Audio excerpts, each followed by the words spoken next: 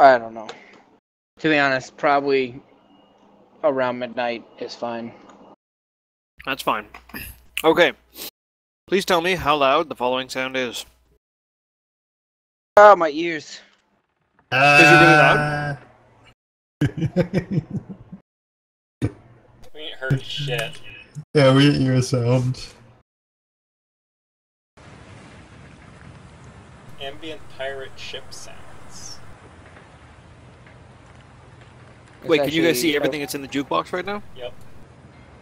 Ah, so you can But see all that the other sound stuff? is like I can perfect only volume. see what's playing right now. Oh, okay. Ambient pirate ship sounds. Alright, second beer is cracked. Cheers, fellas. Nice. Ooh, this is much stronger hoppy flavor. Wait, this is a pirate ship? I just wanted the sounds. Okay, so Steve's here, Joe's here, Spider's here. JD, are you here? Maybe. Alright, Oh JD god, he's might not be here.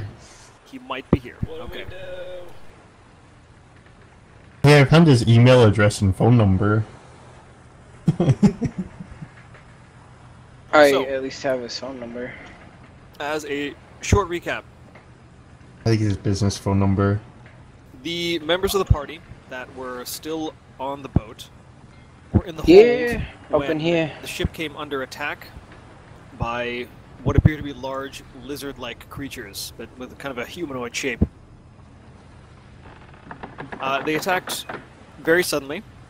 They did seem to be quite exhausted, seemingly from a very tiring event leading up to the battle, so they're not coming in at 100%. But they do have the element of surprise, and they, so far, have matched, or nearly matched, your guys' numbers. Alright, before we left, Dunwood came down from the top decks and let everyone know that there are more of those creatures on board. You conveniently forgot he fucking judo chopped some dude's fucking skull off. Yes, he did use that big, scary blue-black axe of his to completely decapitate. Who, one of Dunwood the, did? Yeah, dude. You no, weren't no, on the not- boat, not so you Dunwood, wouldn't Burnley, know. Burnley. Burnley used that humongous axe, and I don't know. They might have not been here for that part, but I think they were. They were here, Um, but not on a boat. Faisal managed to pick the lock of Holg's confinements, and Holg, in his half-orc rage at being free, he smashed apart his manacles, he broke open the chest that contained his weaponry, and he proceeded to help everybody out with murdering these lizard creatures. So the last thing to happen was Dunwood telling everyone that there is more of those creatures on board, and from here we will take off. After saying that, Dunwood climbs back up and disappears from sight. An asshole. Holg decides this is a perfect time. He runs back over to the chest. It's a perfect time to what? Well, you're gonna find out. Oh, He you just said reaches it's in. a perfect time, and then you just, like, it cut out, I thought. So he reaches in, and you see him put on a piece of armor that it looks a little bit worse for wear. It's seen some fights, but it's in pretty good condition. And he puts on the breastplate and takes, well, less time than you'd think to throw on the rather thick piece of steel armor. After that, he picks up a few more odds and ends from inside the chest.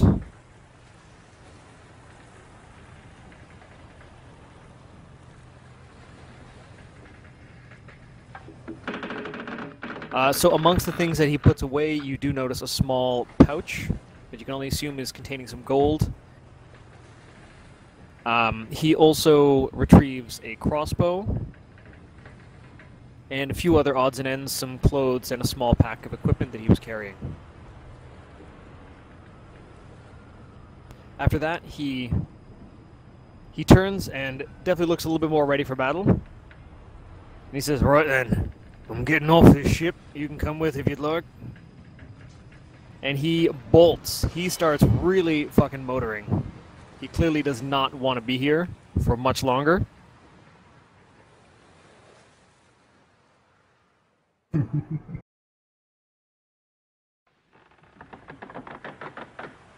Okay, what is everybody else doing? Holg is about to leave the deck. Is he just jumping out the cannon window? No, he's climbing the ladder. He's going onto the main deck. I thought he was leaving the ship. He is, but apparently he wants to go to the main deck first to do that. I mean, like, I guess I'm going up there. I got some more bitches to kill. Alrighty. Can you move your character? Maybe.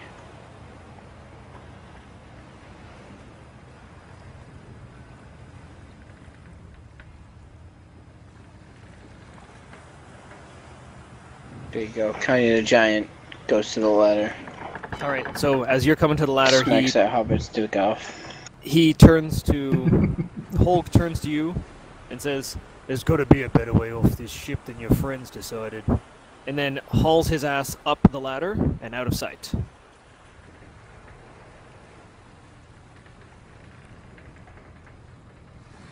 So the two sailors who have overheard this and realizing that Holg bears them no ill will don't really seem keen to stop him because frankly they just don't have the muscle to do it. They hurriedly follow after. And it would appear that Danny is trying to leave as well.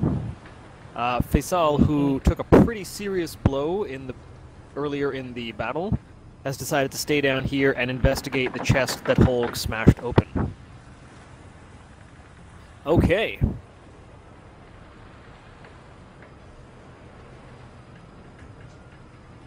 Moving on up. Alrighty. Stepping on the beach. To the main deck. To the main deck. Whee! Main deck. I keep seeing, like, lines show up, like, feet. Joe's measuring distances. Okay, I'm just adjusting everybody's size a little bit. It's easier if you put down the grid. Well, yeah, but the grid kind of auto-forces things to adapt to certain sizes, and I don't really want that. Okay, let's see. So we got... Okay, so...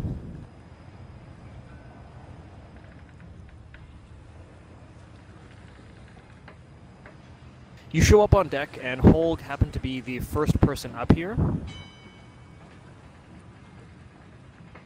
And you can already hear him starting to kind of growl, and you see him pull his weapons out and move off before anybody else can make it right up to the top of the deck. But Holg is up here. He's followed by Kanye,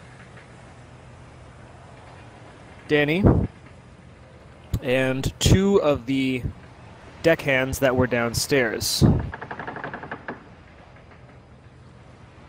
Fucking Danny sex bang. Okay. Being up here, you notice that there are, in fact, more of those creatures around. I'm gonna catch you.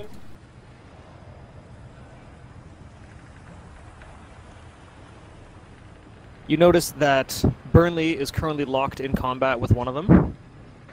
I always hit a bookmark again. There is another one quite close, quite uncomfortably close to the hold that everyone is crawling up out of. Which one's Burnley? He's the badass dude? Yes, Burnley is the guy with the big scary axe. He is in red robes currently, but he is wearing a breastplate on underneath that. Off in the corner towards the captain's cabin is another one of those creatures that you recognize as one of the shapeshifters that transformed into a crocodile before. Bitch ass bitch. I know, right? Boots and Transforming hose. ship. Okay. And because everybody is just kind of funneling their way up out of there,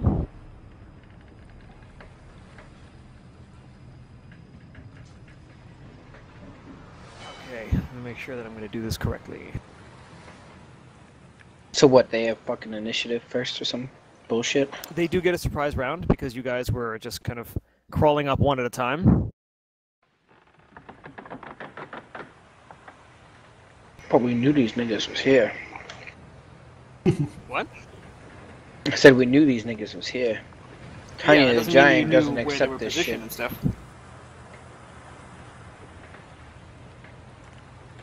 Okay.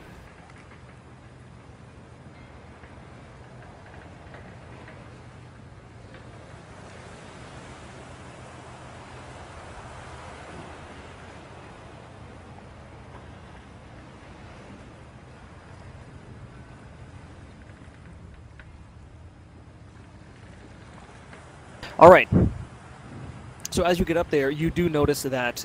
Well, first off, I'm gonna have everyone make an intimidation roll after this happens, or not intimidation, initiation roll, initiative. There we go. I can speak English. But Words. before all that occurs, you see that shapeshifter. It's kind of looking around a little nervously, and then says something in a language you don't understand to one of the other soldiers, and the soldier that he yelled at actually moves away from where you guys are and hops up on the layer, the small piece behind the large ornamental needle that mounts the front of the ship. And I need everybody in the group that just came up out of the hold to make a strength saving throw. So that is Kanye and Danny, Holg, and 2 sailors.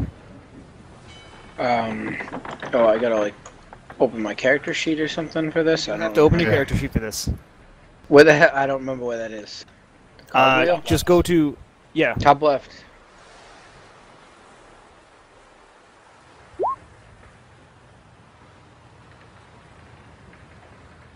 Okay, so remember we're going with the 16th number, or 16th, the second number. Wait, I'm still lost where this is. So open up your character sheet and then go to core stats. Yeah, I don't remember how to get my character sheet. Oh, you should just click on your name in the journal. Oh, that's right. And then on core stats, Yeah, you should see a roll thing, yes, right? Saving throws, right? saving Strength? throws, a strength saving throw. There's 2 things. There's a check and a hot. The heart. Yeah, do the heart.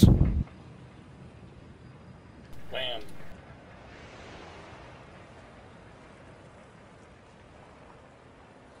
Oh, very nice. Okay, so everybody makes their saving throw.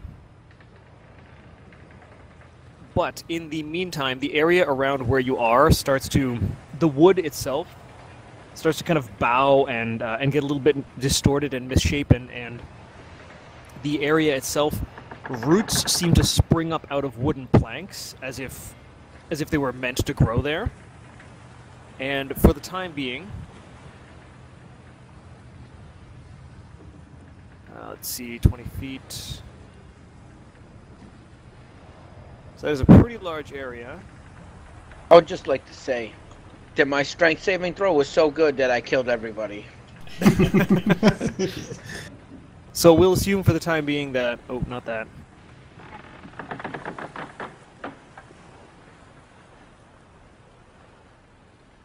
That this area is considered difficult terrain.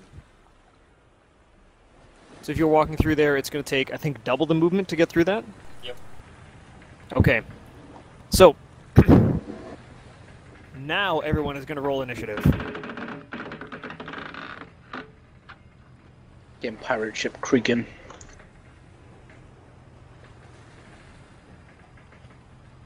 It's way better than my last initiative roll.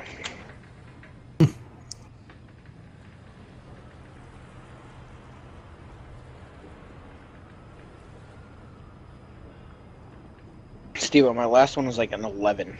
Or not 11, like a 7. Bum, bum, ba-dum.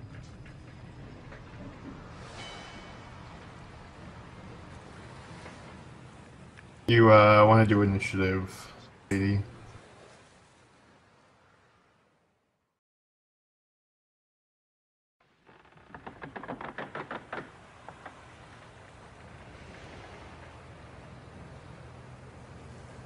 That's what I tried, but it said I was blocked because of a token. You have to gotta select click your on token. character.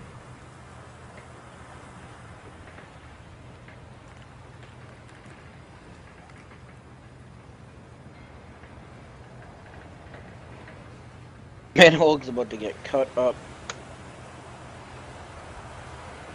Bum, bum, bum. Almost as much as John.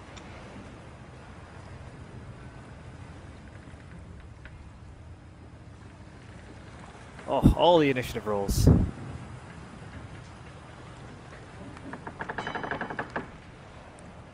Okay. Navigator that is Bradley got a everybody. 4. Did he really? Oh man, that sucks for him.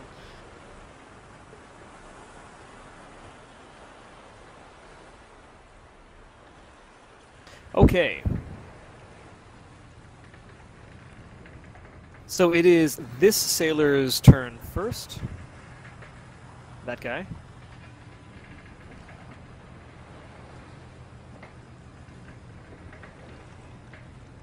And his movement is 30, so for as long as he is in... Oh, let me add the grid to this. Okay, it's a bit better. Alright. So to get out of there is going to cost 10 feet. Actually, this grid size is incorrect.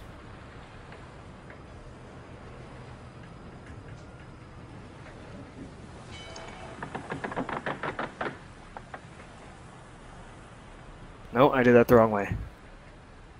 Sorry, guys. Okay, that should be a little better. Yes, okay, that's better.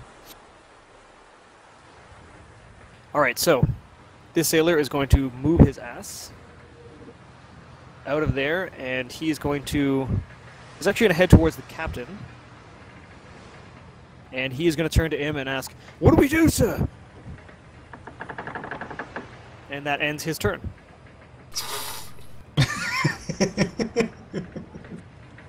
He's panicked, man. Kanye, you're up. Kill the bad guys. Wait, what happened to the... Who panicked? Captain guy? That's all he did was panic? No, the sailor. He's got one hand axe, and he has no fucking clue what's going on, so he can't throw it or he's out of weapons. Alright, so... how much can I move? I don't know what I can move. As long as you're within the red circle, you have to expend double the movement that you see, and as soon as you're out of the red circle, you move normally. Right, so how do I know that? Speed on your front page. I see the circle, but that doesn't tell me how many spaces I can move. Okay, so if you select the small arrow, Yeah. so it's going to take you basically your whole movement to get out of the circle. If you want to get out of the circle, then just pick a direction and move out of there, and I'll consider that your movement for this turn. Alright, well, I'm gonna go towards this jerk. Okay. However it gets me out of the circle. Alright, so I will consider you out of the circle. Right there, that's fine. And you glare very significantly at that lizard man, and it just kind of snaps its jaws and gives a roar at you. Kanye the Giant calls him a bitch. Alright, it is that soldier's turn now, and it does not like being called a bitch. So Alright, slap its dick it off. is going to throw its javelin at you.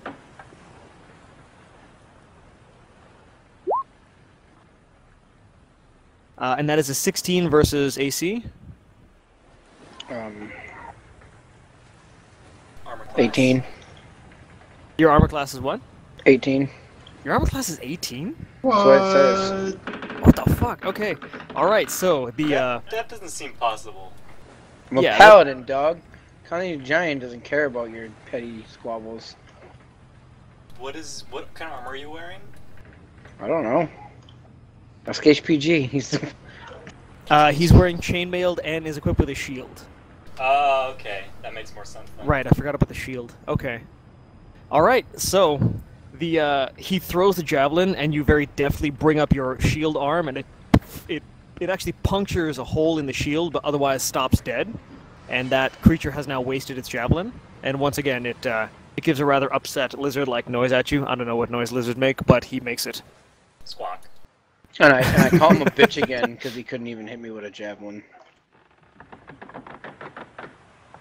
I think they Okay. make similar noises to a snake. So Dunwood, they would make, I guess, similar noises to a snake, but not the same. Like they're not. It's not going to be a hissing. I think lizards hiss. Oh, maybe. We can assume it's a very angry hiss. Yeah. Okay, so Dunwood is going to get into range of that lizard creature, and he is going to take a big swing. Your thumb. With the weapon that he picked up when he disappeared back into his office, which you guys did not actually see him do this because you haven't seen him since he left to go speak to Burnley. But he reaches down and grabs out of a scabbard what is a longer and broader bladed sword. It's still edged on one side, but it has a very it has an ornate handguard that is in the shape of the ship's insignia. And he is going to make a strike against that lizard creature. And it is a 25 versus AC, which definitely connects, and he does 7 slashing damage to this lizard man. So it buries deep into the shoulder of this lizard creature. Even through the thick hide, it still manages to gain quite a bit of purchase. And the creature, it lets out a hiss, like a and then it kind of recoils from the fact that it just took a big slash to the side. And that is going to end on Wood's turn. Okay. From up in the crow's nest, you hear a sound. Oh yeah. Oh, did that dude just fall? And an arrow hits the guy that was attacking. So just pass gas.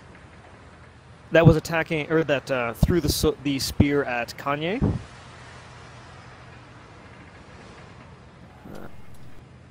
Is that black dude? Was it more Nope. boss The black runs? dude is on. The black dude is on the deck. It's that other dude you went up there and talked to, man. Old? He is No. right. It is. Unfortunately, the arrow is. The wind is starting to pick up a little bit, so the arrow actually deviates in the air and impacts the deck just between 2 of the toes of the lizard creature. It looks up at this guy and it snarls again, and then it actually leans over the side and screeches something off the side of the ship. Okay, it is the lizard man's turn, the one that was just attacked by Dunwood, so we're over here. Oh, that was not where it's supposed to be. Okay, and it is going to attack the man that just slashed him real good.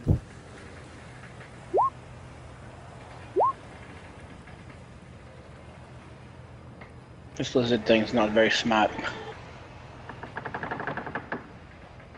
And the armor that Dunwood put on is enough to...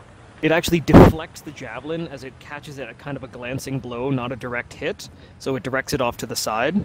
But because of the sideways position, he is in pretty easy position for the lizard man's head to angle to the side and snap down on his shoulder. And he takes 2 piercing damage. And just kind of yells out like, "Ah!" as his shoulder gets clamped down on and squeezed by the jaws of the lizard creature. Nom, nom, nom. Okay. So it is the shaman's turn now. Black guy? No, the shaman was the creature that captured those Shape-shifting vines. sucker. Oh, Yeah, okay. the shape-shifting guy. And he is going to cast... Oh, hang on. No, he's not. He is going to... once again, you recognize this now, because you've seen it at least once before. And he starts to kind of slowly... it looks like shrinking at first, but you know it's not.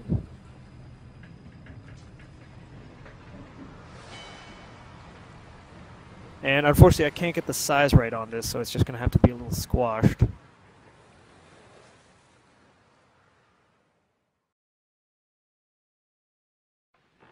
I just spilled my lemonade.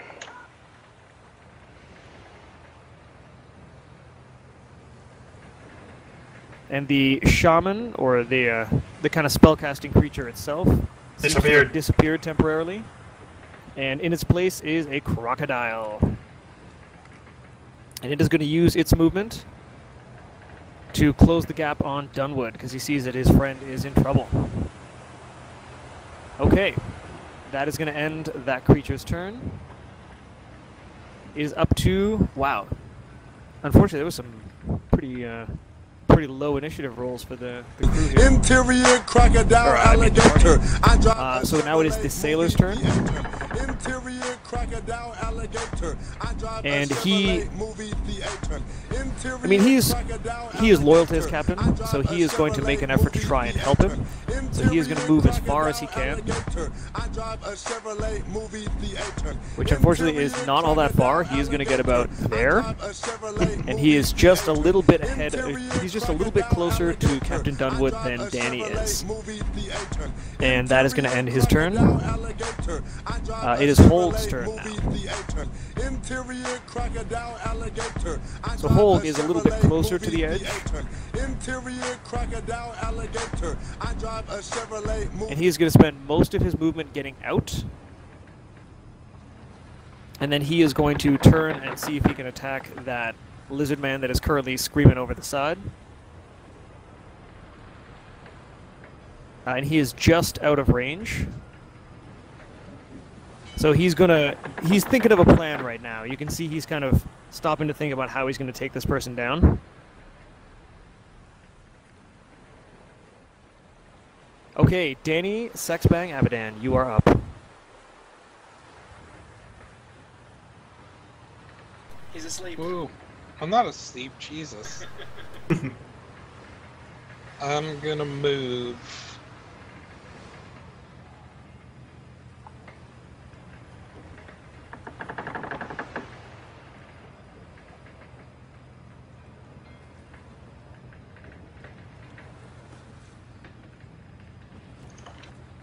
There.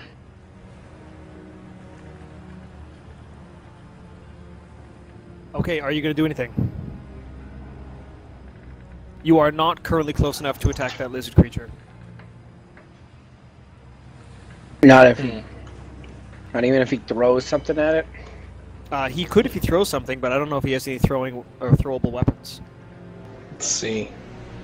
Can I do this? Where's the line?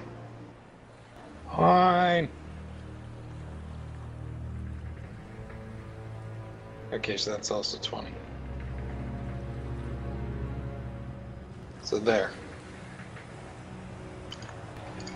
Okay, so Danny, he perches up on the side of the ship. So he's actually balancing kind of precariously up on top.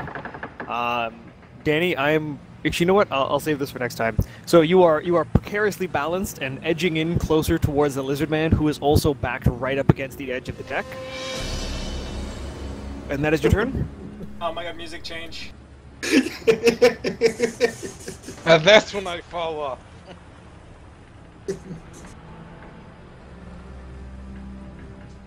Death and Despair 2.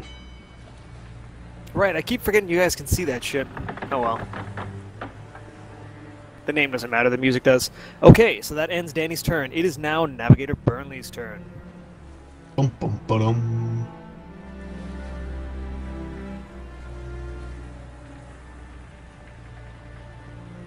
Doobity bop. It's the sound a snake makes. I'm no expert on snakes, but I don't think that's the sound a snake makes. Well, you should listen to me then, because I'm a snake expert. Okay, Oh. and Faisal is actually not up here, so this isn't going to matter so much.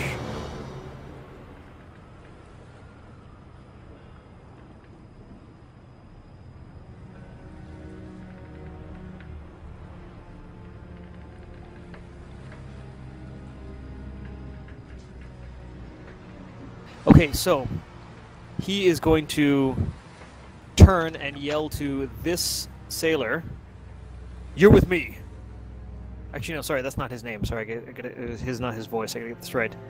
Okay, so he turns to him and says, "You're with me," and then turns and actually brushes past Burnley, or sorry, brushes past Captain Dunwood. Man, I'm getting my fucking names wrong. I'm too drunk. So he is going to get past Burnley and move here to the foot of the crow's nest.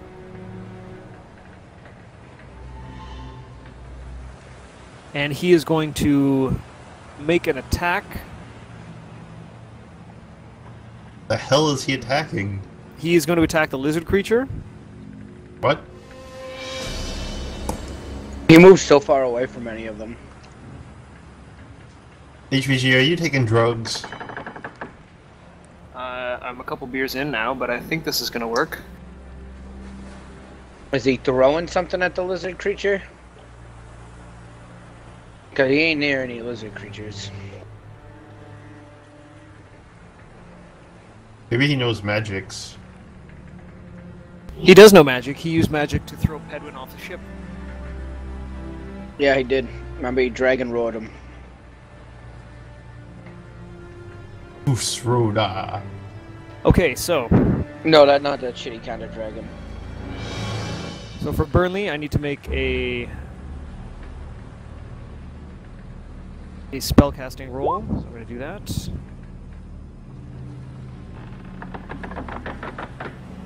Okay, so the crocodile creature, Burnley brings his hands up and mutters a small enchantment to himself. And as he pushes his hands forward, this small coalescence of very bright white spark energy seems to form into his hands and then project out as one solid. It looks kind of like a rounded chevron, and it flies very quickly towards the lizard creature. Does that mean like an oil truck? A chevron is this shape. No, I need freehand. So a chevron looks like that. I've never heard of that. Stargate? I got nothing. It's, most military ranks have chevrons to indicate the lower ones, but it's more rounded, so it's a little bit more like that. Anyway, The tip of a penis. Why don't you just go with that? I knew someone was going to say that. I think it was going to be you. Okay, so he is going to, and it's going to slam into the Tiny side of the little crocodile. Kanye the Giant uses his penis all the time. He knows what it looks like.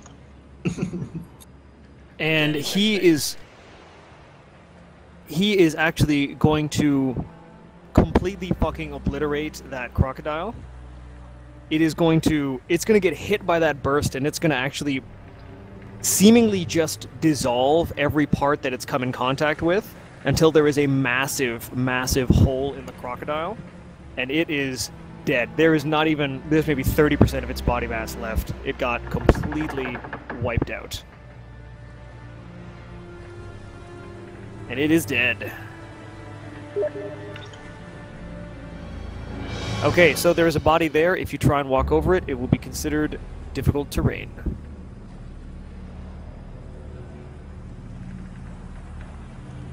Okay, and that ends Burnley's turn. It is now the turn of the sailor that he yelled at. And that sailor, used to following orders from Burnley, decides, okay, sure, I'm moving. And he moves up there beside Burnley. And again, he does not have any weapons, so he is going to end his turn there.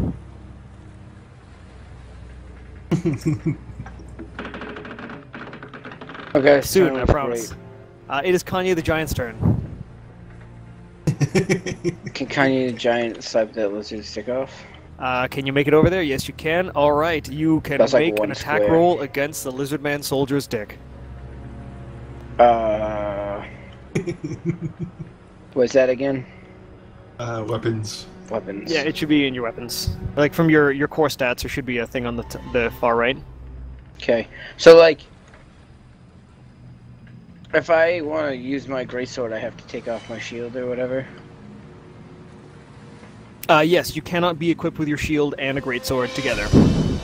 Well, alright, well, I'm stepping this to take it off with my greatsword.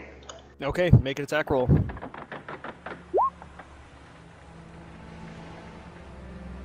Okay. You bring your greatsword down in a large overhead sweep, and you manage to catch a pretty vulnerable section in between the shoulder and the back of this creature, and you bury that thing a good 6-7 inches into the flesh of this thing, and you cut into its spine near the neck. It goes spastic for a moment, and then collapses and slumps over the side of the boat and falls into the ocean. It is I didn't get to slap its dick off, though. You can Damn. slap its dick off before it falls. You can say, as Yep. it's falling, its As legs it's flail falling, I open slap for a its moment, dick off. and you reach over and you smack its penis so hard that it actually flies into a different part of the ocean and is eaten by a fish. Kanye the Giant's mission is successful. Life complete. Okay. And that lizard man is dead. So that ends Kanye's turn. And he was next, and so he's dead. So he's out. Yeah, and it's his life, sucker. Okay, it is Dunwood's turn now. And Dunwood is going to make another attack against that creature. So he once again, he whips around that saber and comes in at a different angle, trying to get... Well, first off, he's had to wrest himself from its shoulder, and then in the ensuing moment of weakness, he's slashed upwards and across the creature's chest.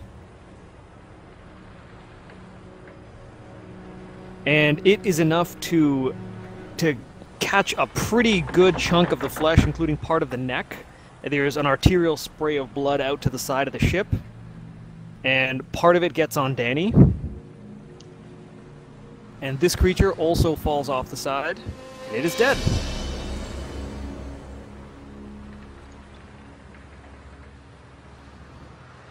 Okay. Captain Dunwood, instead of reveling in the fact that he seems to be winning, he looks a little confusedly in the space around him. And he starts to get more than a little bit concerned, and he starts frantically looking around the ship itself, trying to take inventory of who is positioned where. And at that moment,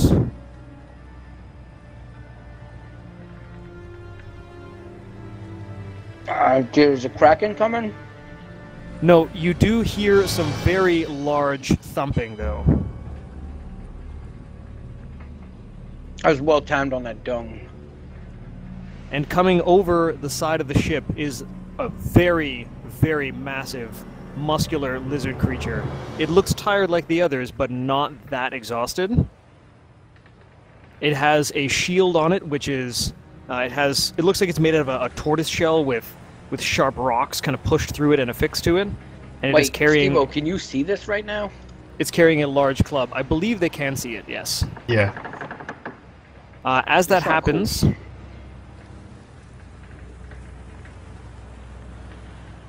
It lets out a large roar. And more lizard creatures pop up from the sides of the ship.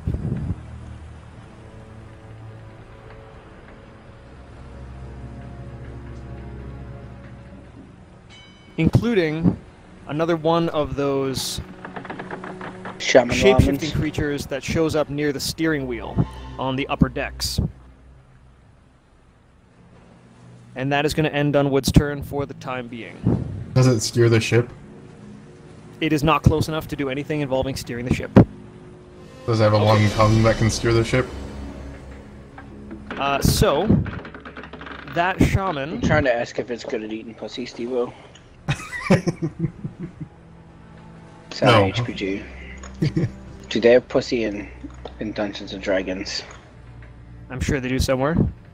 That There's shaman, shortly after female showing genders. up on the upper deck, he is then pierced by a bolt in one of his shoulders, as once again you hear the sound of reloading coming out of the crow's nest.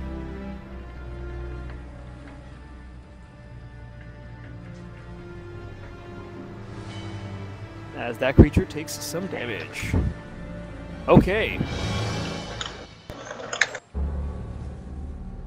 It is now the lizard creature's turn.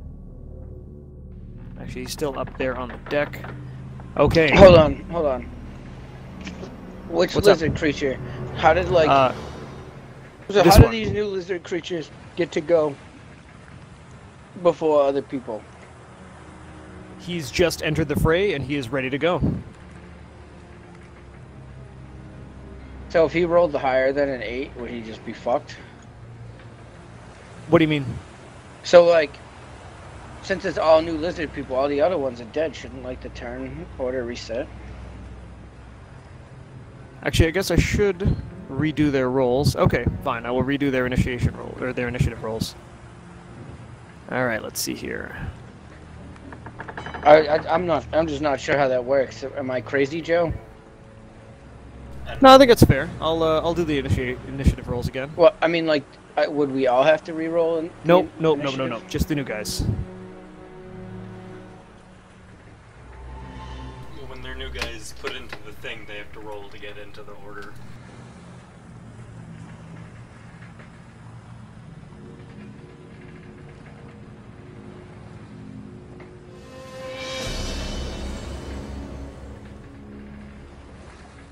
I mean, I'm not a Dungeons and Dragons whiz. Neither am I. I'm kind of making this up as I go along. I just know that I smacked some lizard's dick off. That's all I You know. got one lizard dick smack on the mark. I almost got another one's dick, but he didn't quite die.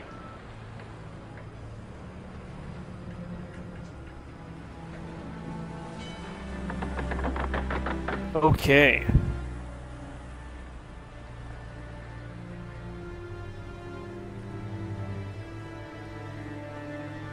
Joe, for Produce Flame, you make an attack roll, right? What was that?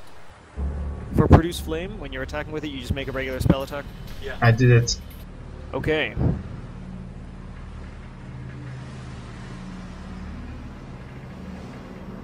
.30-foot range, I think. Yep, it is 30 feet. Which I actually don't think is close enough. No, he is not close enough, so he's going to move first. He's going to move to here and jump onto the deck, the rim of the upper deck just above the cabin's door, or the door to the captain's quarters. And he is still not close enough, so he is just going to angrily hiss at Captain Dunwood. Okay, it is the sailor's turn right here. This guy. Okay, so before he gets to take his roll, one more lizard creature shows up.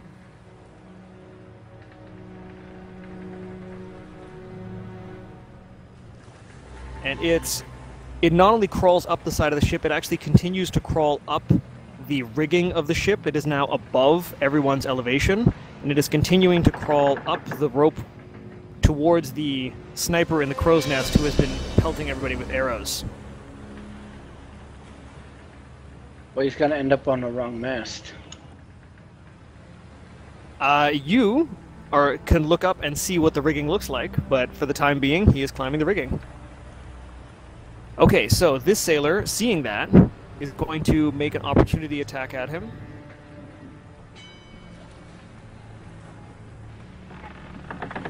He's going to take a big old swing with his saber. And that is going to connect, and it's going to do it's going to bury itself in this creature's leg, and it's going to do a pretty noticeable amount of damage. And the creature is, it's definitely feeling the effect of the attack, but it is not done just yet. It is continuing to climb up the rigging.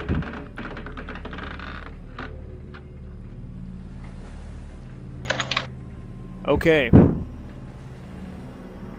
The creature, having been destroyed, that it was initially attacking, Holg is now going to move over towards the creature that is perched on the side of the ship. As he does so, another lizard creature is going to show up and start climbing the rigging on the other side of the ship. There's quite a few of these things you're starting to realize now. But before he gets into attack range, he's going to stop grab his ear and start saying, "What? All right. What do you mean reinforcements?" And on that cue, Coach! Who grabbed his ear? You hear what sounds to be very, very faint at first. And it's basically that exact sound that you just heard. I should have prepared Featherfall. Is that also part of the sound You we weren't heard? grabbing me though, so. Yeah, I'm Beyond- holding on to Big Mo's Well, back. you were grabbing onto him, but beyond all explanation, Big Mo and Pedwin are flying in over the side of the ship. Everybody Wait, is who confused. asked about reinforcements? Holg did. Halfway and who- through. Everybody is confused as all hell as to how Pedwin and Big Mo, who the last time you saw them were expelled from the side of the ship, are now flying in from the other side over the deck with quite a bit of velocity. I'm gonna need Pedwin, Big Mo, and this big-ass lizard man. All of you need to make an acrobatics check. I'm proficient, Also- bitch. Can I ask a question here? What prompted him to say, "What do you mean reinforcements"? He stopped and grabbed one of his ears, the side that has that earring, and then just started talking to nobody. Oh, okay. As long as I know that he's only crazy and talking to spirits, and he was keeping Joe and Steve-O prisoner in the abyss. Can I grab onto the rigging? Okay, I can change the angle you're flying in at. Yes, you can grab onto the rigging. Yeah. In fact, I'm gonna shift it so you are gonna grab on right below this lizard creature. No. Okay, fine. Let's go right to the side. Right to Put the a side. fireball in his butt, Joe. Well, he's got to be careful. If he burns the ropes, that's gonna cause problems. Okay, so we got a 14 and a 15. All right, so Pedwin, you manage to cling onto the rigging as you fly by, but you only barely manage to do so, and you definitely don't have anything else to do this round. Also, I need Pedwin and Big Mo to make an initiative check.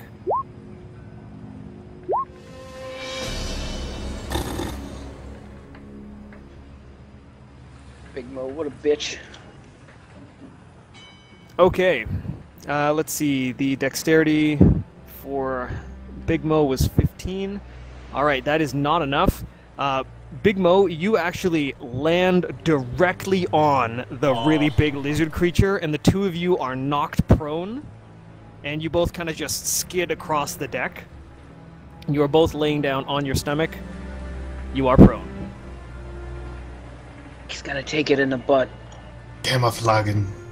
Okay, Danny Sexbang, you're up.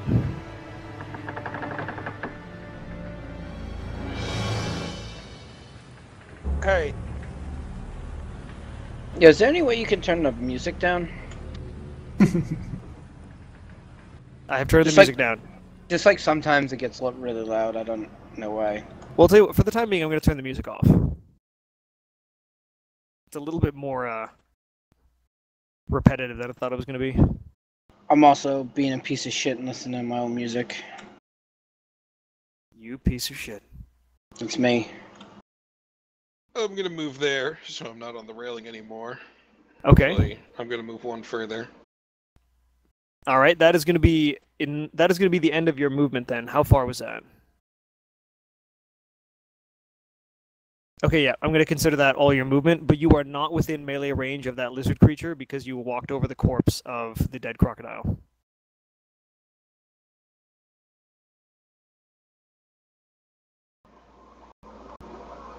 Can I make an acrobatics check to see if I jumped over the corpse? Certainly. Why don't you go ahead and make an acrobatics check?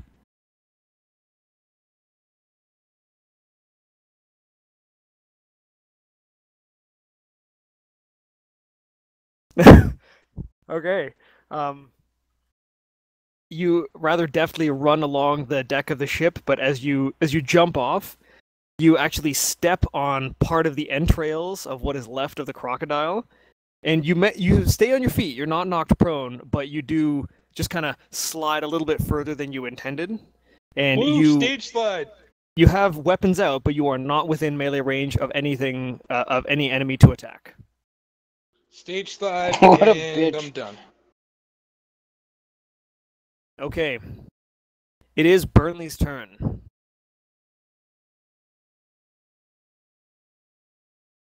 And he is going to move towards the stairs because he has seen the lizard creature up there and he does not like it one bit. What's more Your mom likes the lizard creature. is I'm sorry. you notice that the wind is starting to pick up. So you can see out into the sea is actually starting to be kind of overridden by the fact that there's some fairly hefty clouds that are starting to roll in. You hear the sea kind of churning and writhing, and it is starting to kick up a bit of a fuss.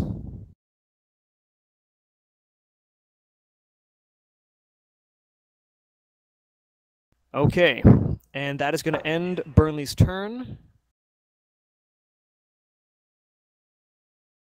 It is now the guy that he yelled the order to, and he is going to spend his movement. Keep it up with Burnley.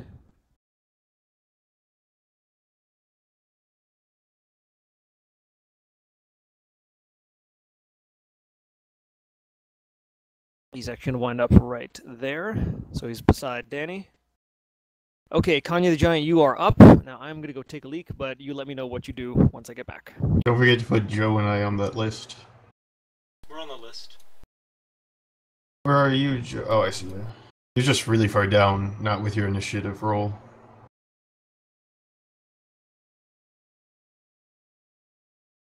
I think I'm gonna try to slap another guy's dick off. What do you guys think? Slap away.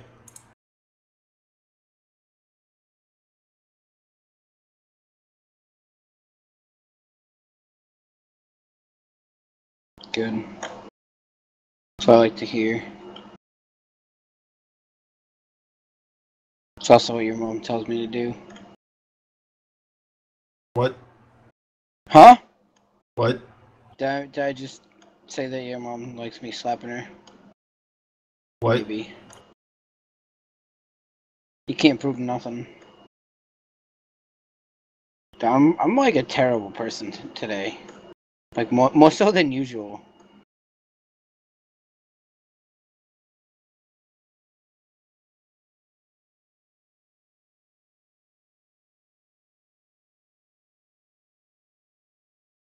Okay, so I'm back. What has happened? Nothing. 'Cause Joe's you were really low taking on out the the turn bathroom. order list, and I don't know if that's supposed to be like that. And so is that lizard man. Yeah, you haven't Okay, I'm going to... Let's see, whose updated turn the is list. it? It's Kanye's turn. Yeah, well, it should be the lizard guy that's a 17, maybe? I don't know, now it says it's some other guy that's a 19, but you just did his turn. Yeah, so that was the guy who just went, so it is going to be the shamans right now. So you're going to be in a little bit, Spider. Sorry for the confusion. It's okay. My dick slapping can wait a turn.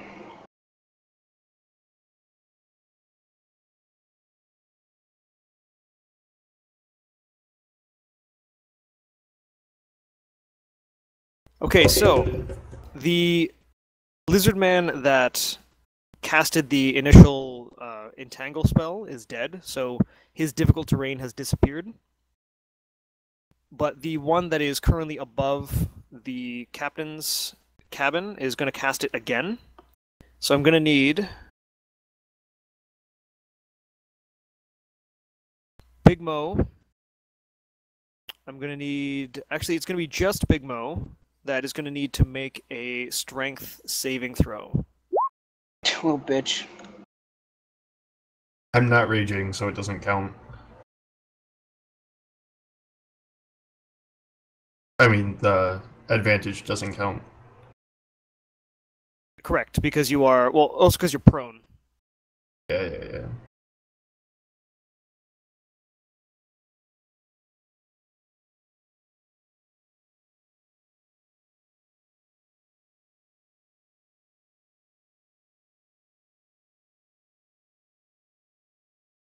It's also because he's a bitch. Who's Okay. a bitch? So everybody except the lizard man is able to, like, as the vines start to wrap around them, they're able to just thrash and pull and snap enough of them that they are brought free.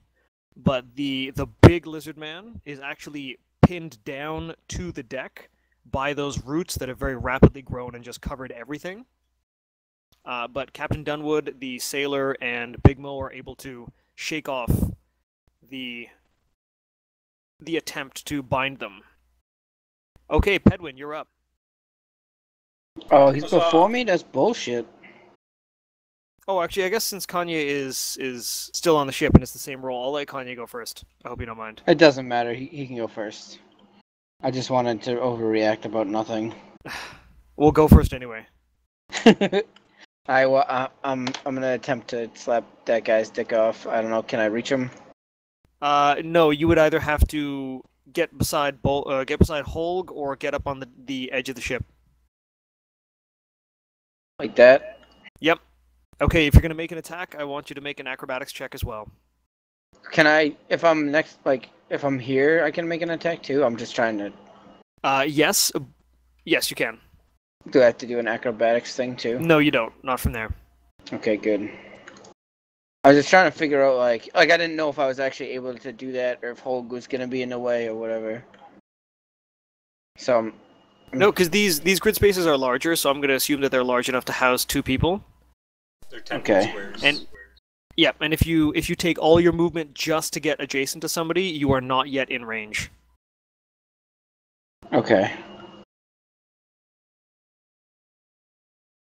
Alright, so now I can do an attack roll, right? Mm-hmm. Kanye Giant doesn't slap that guy's dick off. Ooh. No, Kanye the Giant does not slap that guy's dick off. You bring your greatsword down. And miss horribly. Again, the winds have picked up, so they're now gusting hard enough that it's going to interfere with your vision a little bit, and you are going to bury your sword right into the very edge of the ship, and it's going I to thought you were get gonna say into Hulk. pretty stuck in the ship. That's bad news bears. That is bad news, Bears. Okay. According to that, I didn't swing hard enough to get it stuck into anything. Well, no, but it was your attack, so it's just the angle you were at was enough to just bury it right into the wood. Okay, Pedwin, you're up. How You said vital I to went the first. ship are the rafters I'm on? The rigging that you are now. The only person to see the rigging was Big Mo, but if you know, I'll just warp everybody up there because it's going to be easier to see. Okay, so if you temporarily look up, that is what the rigging of the ship looks like. So if it were to suddenly burn all the way, it wouldn't affect much. If I guess it were, The sails would go on burn. fire too, wouldn't they? if you were Yeah, to we set the wouldn't be ropes able on to fire, yes, you have a move high anyway. likelihood of igniting the sails. Also, the ship is made of wood, and the rigging does its job is to support the masts and the crossbeams against the stress of catching the wind. And under such high wind, you can hear the creaking of the ropes. They are quite strained, very, very taut, and you can hear the wood of the ship complaining at the force that it's under. I guess I won't set it on fire. Yo, why is this wood such a bitch that it's complaining? Because the wind is starting to pick up quite a bit now. This is a joke. The dude is up above me to the left. Yes. I am going to cast Firebolt Pew Pew. All right, cast your firebolt. Pew pew. Okay, so again, all the lizardmen that are attacking the ship seem to be quite exhausted. So even though he can see this coming because of the bright fire, he is not able to maneuver himself out of the way, and it is going to hit him right over the shoulder where it connects to the body, and he's going to take 5 fire damage. What a weak ass hit. It's a cantrip, so Someone teach Joe how to throw fireballs better. I can do it from 240 feet away. I probably could have done it from the other ship. what other The ship? other ship. There's another ship? So, The fish ship. shut Yeah. up. Right. It's clear this ship hogs from. Why it had Technically, reinforcements. we can yell things to them. HPG. That's true. You know That's what? You true. can. It would be a weird thing to just yell is fish ship, but whatever. Okay, so Dunwood, who is on the very edge of Fish sticks? The- What are fish sticks? the very edge of the difficult terrain, It's is pretty going gusty. to turn to Burnley and the sailor that he's behind, and he's going to say, "You two, I need you to cut the rigging to the mainsails." And at that, he is going to move beside Danny, and he is going to make an attack against the lizard creature that is right on the edge of the ship. Wait, who needs to cut the rigging? He's ordered Burnley and his crewmen to go and cut the rigging Okay. that's That sounds that's like a holding bad up the idea. mainsail. Yeah, if he couldn't even burn it, why is it getting cut? Well, These are plot holes, HPG. it's okay. Let me paint the picture for you. So the wind has started to pick up very, very quickly, and there is nobody that is piloting the ship at the moment. So if a big gust of wind takes it, the ship could move in a way that it really should not. Now it's very You different don't to pilot cut. a ship, you steer it. You steer a ship, yes, You, So, technically, if- piloting is a correct term too. and it is his ship, so he does know how the rigging system works. And under his order, he is telling Burnley and a sailor to cut specific rigging ropes. The idea being to drop the sails so that they stop catching the wind before Yeah, that the makes mast sense. breaks or the sails tear. All right, and he with that fancy-looking sword of his that moves very quickly, he is going to make an attack against the lizard creature. And unfortunately, again because of all the very, very high winds, he loses his footing and his blade passes harmlessly over top of one of the feet of this creature, and he does no damage. The black guy's turn. It is... It's racist. So, again, you hear the sound of a crossbow fire. This time at one of the lizard men that is climbing the rigging of the ship. And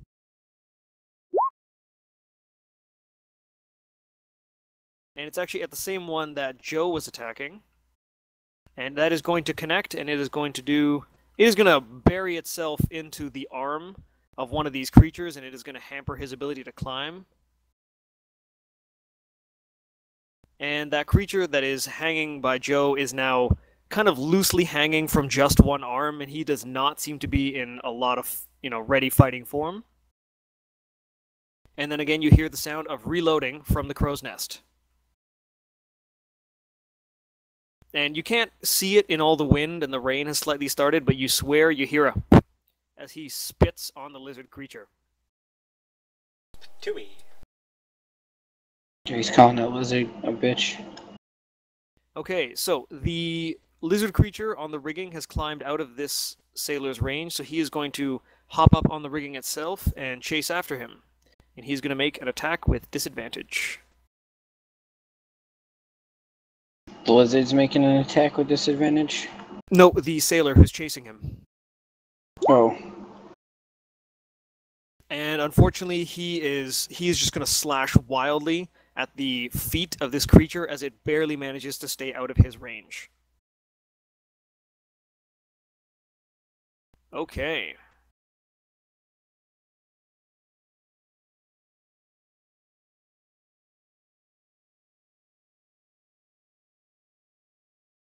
Alright, so the lizard creature seeing Holg and Kanye that are both right beside him, right in attacking range, he is going to actually leap onto Kanye. So Kanye, I need you to make a dexterity saving throw. dexterity. Yes. That's the hot one, right? That is going to be the heart, yes. You can look underneath it and it says saving throw. Oh yeah, saving throw ability checks. Okay, so the creature actually hops down onto Kanye and knocks him on his back, Oh, an and asshole. is standing over him, ready to unleash with his javelin and his great big set of toothed jaws. I think that's what jaw implies. Right? Usually you have teeth in them. Not necessarily, it depends on the creature. Okay, Holg, who is really not a fan of this at all. Because he knows the kind of giant's a fucking badass.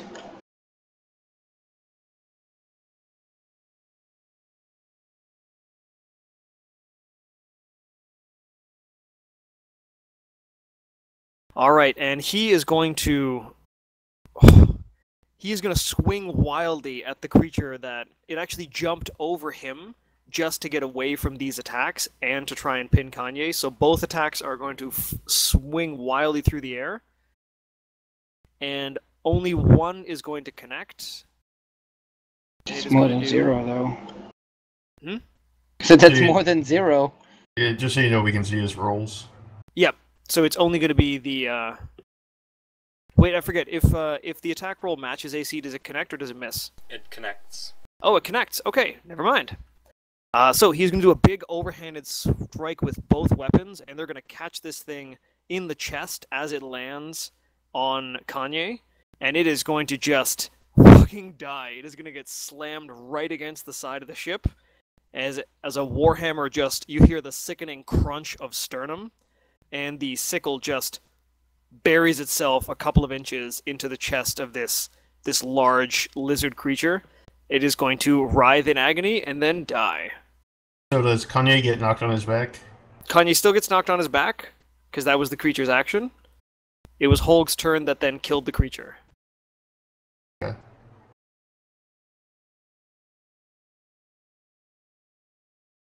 Okay.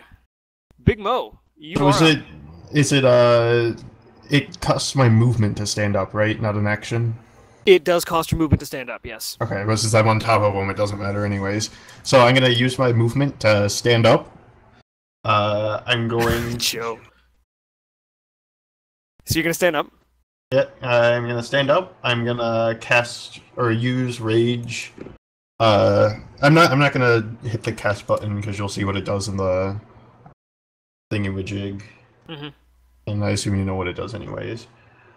So that lasts a minute so long as I attack someone or get attacked by the end of my turns from the previous turn or whatever. Yeah, but a minute's like 10 turns, so... Yeah. And I'm gonna attack this big thing with a great axe. Okay, so Holy the... shit. Something doesn't seem right. It should be 1d12 plus 2. What's the 3 it adds? Your strength modifier. Ooh. And then the +2 is rage. I don't see your proficiency bonus added to this, Steve-O. Which one's proficiency? Proficiency is added to his attack roll. Oh, okay, yes, so that is in there. Unfortunately, this is a very well-armored creature, and is able to wrest its shield arm out of the way, and the axe will embed itself in the shield and do no damage to the creature. Ooh. And that ends my turn. And that ends your turn. Oh yeah, you used your movement to stand up. Okay, Danny, you're up. Hey, I got a question about like the roll versus armor class. Is it just like random? I attack the dude in front of me. All attack rolls are d20. Okay. And then you have proficiency and a few other stats that amplify it past just the basic d20 roll, and then that gets put up against the enemy's armor class, which is dependent on their constitution, their dexterity, and what kind of armor they have. But that must have to mean that they can't really get much higher than 20 with armor class, right? No, attack rolls can go up to 30. Okay, but that would still mean... Well, okay, that's true, but, I mean... Oh. I think you could probably get your armor past 20 if you had, like, magical stuff. Yeah, but, like, armor doesn't typically go past 20, right? It could. It just depends on how many things you have stacked up. Okay, so that's your greatsword, right, John? Yes. Danny? It's time to Okay. crash your vein, you some suckers. All right. Castletonia. So, tell you what, you've killed it. So why don't you describe how this thing dies? I scream, "We are Starbomb, and we're here to give you STDs." And I bring my Thunder Strike over my head and bring it down on top of the Naga's head as hard as I can and just cleave that thing straight in two. And one side falls off the ship and the other side stays in. Okay. Alright, at least So- you give it some STDs before you leave. Sprinkle some STD on him and leave. All right, so as you heard, the Sprinkle some the AIDS. thunder strike of Danny Sexbang with the rage of Starbomb behind it. It is fueling the furor that is behind this strike, and it completely cuts this thing in half. Did you And it just is say now- Fuhrer? I did say furor. Yes, Heil just like... Sexbang. You realize I'm a Jewish paladin, right?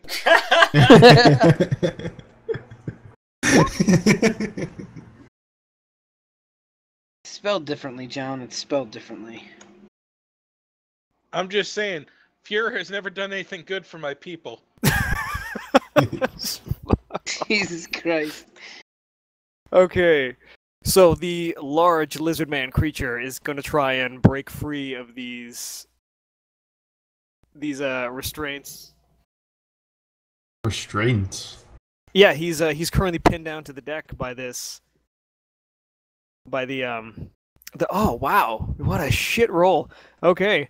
So it thrashes, it struggles, it is putting all of its might into trying to get free from these roots that have pinned it down to the ship, but it cannot get free. These guys have friendly fired each other pretty badly.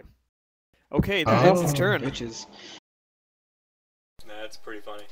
So that guy is dead. Okay, it comes to Navigator Burnley. Fuck that guy. Yeah, fuck that guy. Yeah, I don't like him. He's not a nice person. He's really Yeah, not. we noticed. He's a dick. Threw my friends off the ship for merely trying to burn it down. Okay, Alright, we'll do this next round. Okay, so he is going to move up. And he cannot get in attack range yet for that thing, so he is going to turn. And he is going to make a big swing with his axe to try and cleave the rigging on this side.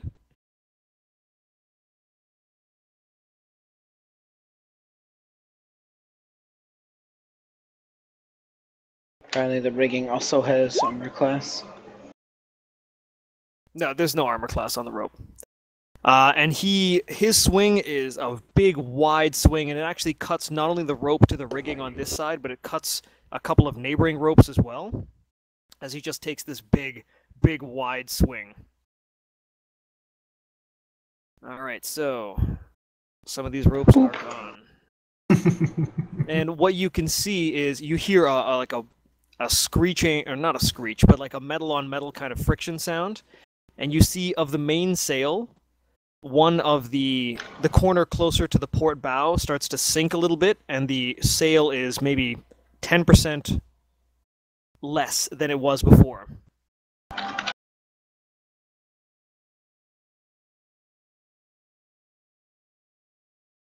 Okay, and that is going to be Burnley's turn. All right.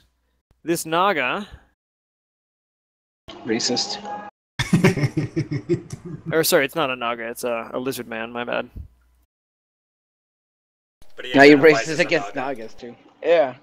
I know, I've got to shift it off. I actually put that name up before I had the monster manual, and I realized they were lizard man. So they're lizard men, they're not Nagas. Nagas look like snakes.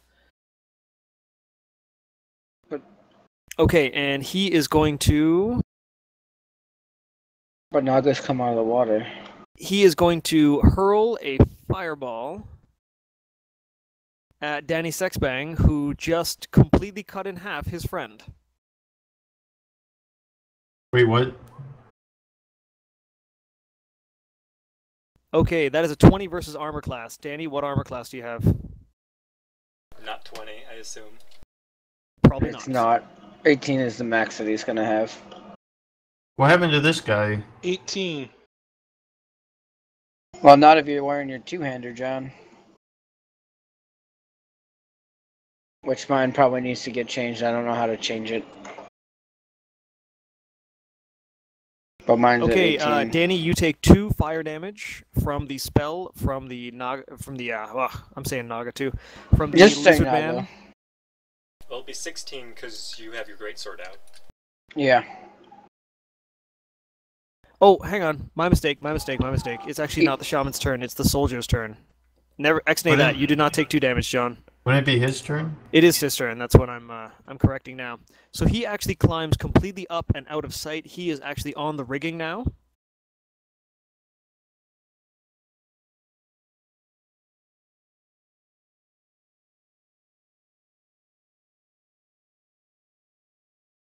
So he has made it up to the top of the ship. He is safely out of range of the guy who is chasing him. And that is going to end his turn because he is not close enough to make any attacks. Okay, now it is the sailor. So it's this guy's turn.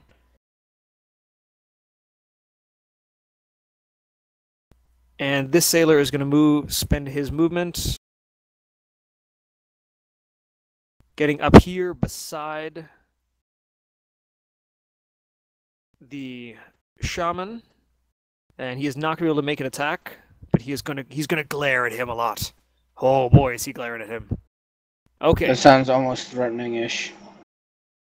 All right, now I'm going to have I'm going to do the attack roll. I'm actually just going to take the one from before. Well, no, that's not fair. I'll do another attack roll.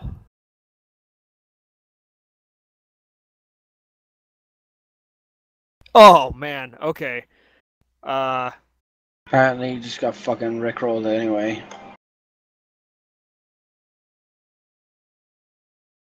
Oh, righty then. How much life do you have, Danny? 11. 11. Make that Okay. 0. The shaman, he kind of reels in for a moment and seems to be lost in concentration as a bright spark of flame appears between his hands, and he hurls it out in your direction. Let me see something here. It's gonna be 2d8. I assume. It is going to be 2d8. He doesn't have it equipped. Okay. All right, so let's roll the second one.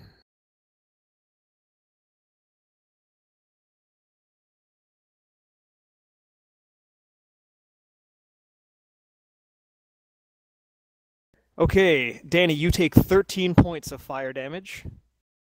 And if that brings you below 0 hit points, you are knocked unconscious. Whoa, I'm unconscious. Okay, Dan is unconscious.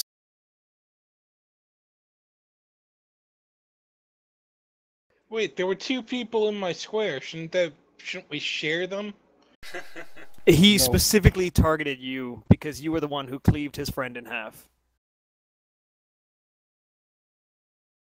Okay, I need a symbol for unconscious.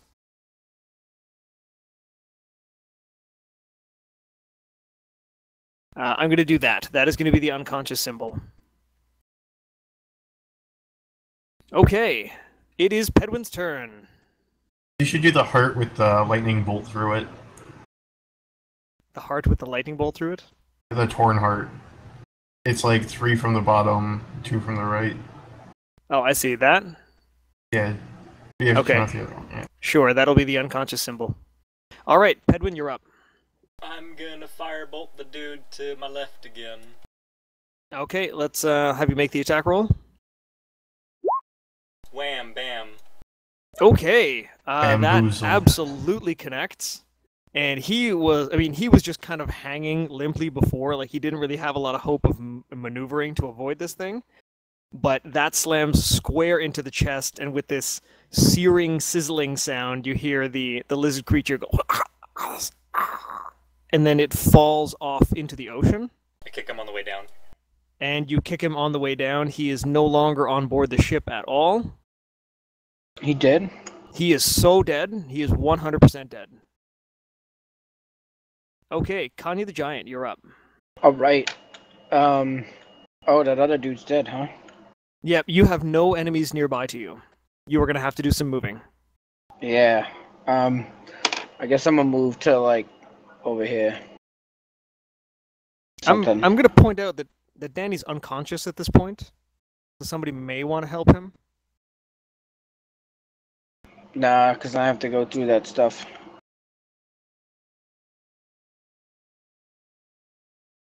Alright, so that's your movement and that's your turn? I mean, Are you gonna do anything? How much further can I get closer to this big dude? Can I get in a range to attack him? Let's see, you move from there, which is 30 feet. No, that is your movement.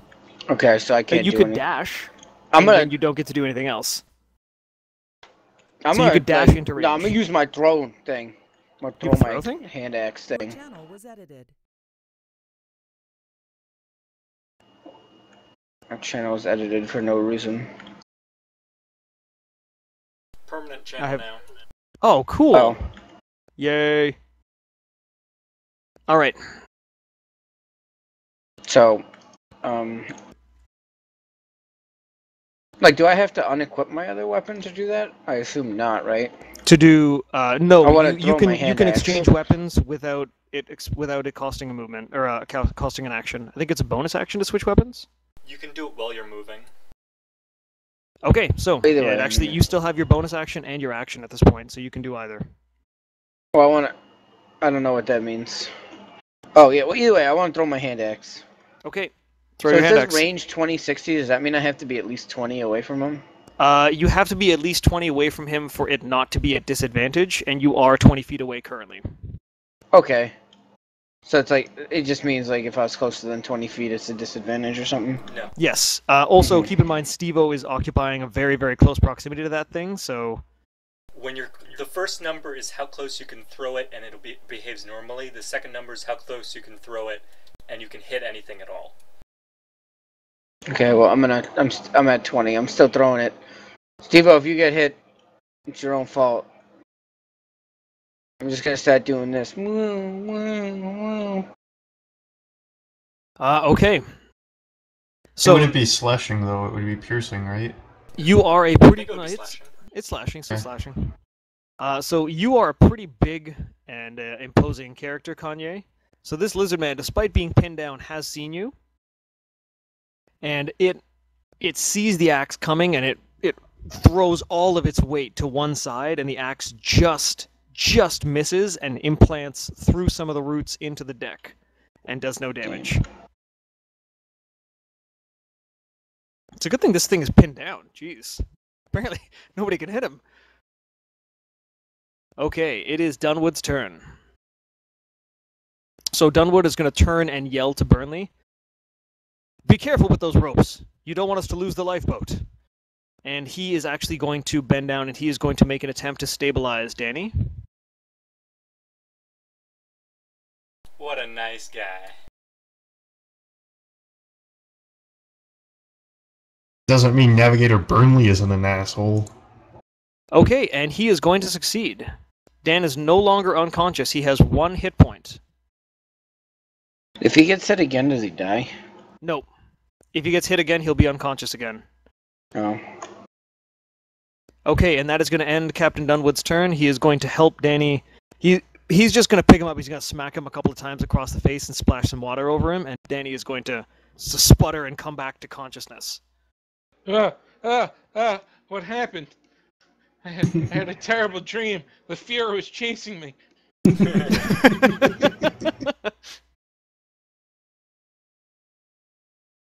Paladins get lay on hands level 1, right? I don't know. I don't have the Paladins over. I don't have the Paladin sheet open. Yes they do. Okay.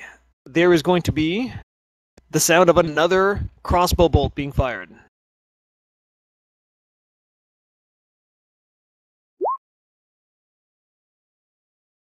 Ooh, nice. you Okay, guys actually, know the the damage does not even Triceratops matter at all. Is the So- state dinosaur of South Dakota? So the the lizard man that has made it up to the top of the rigging, you guys... main deck. Okay, here we go. Alright, so you hear a screech as you see the bolt pierce right through the neck of this thing as it lets out this increasingly blood-filled, like... as it actually falls. It sounds kind of like a murloc when you summon it in Hearthstone. And its corpse slams into the deck from off the rigging and lands right there.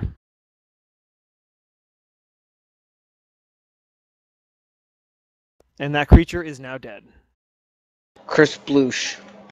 So that is every creature that is on the rigging is now dead.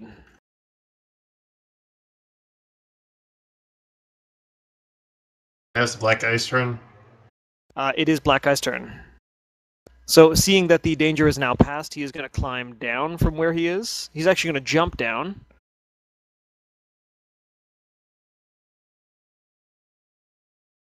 And he's going to fail his acrobatics check miserably. He is going to land prone beside the body of that creature. And that is going to end his turn. Okay, and that guy's dead, so he's done. Alright, it is Holg's turn. Get him, Holg. Okay. Hulk smash. I want everybody to make a dexterity saving throw. Oh no, we're gonna crash. What am I making? Dexterity? You're making a dexterity saving throw, so the heart next to dexterity. Wham, bam.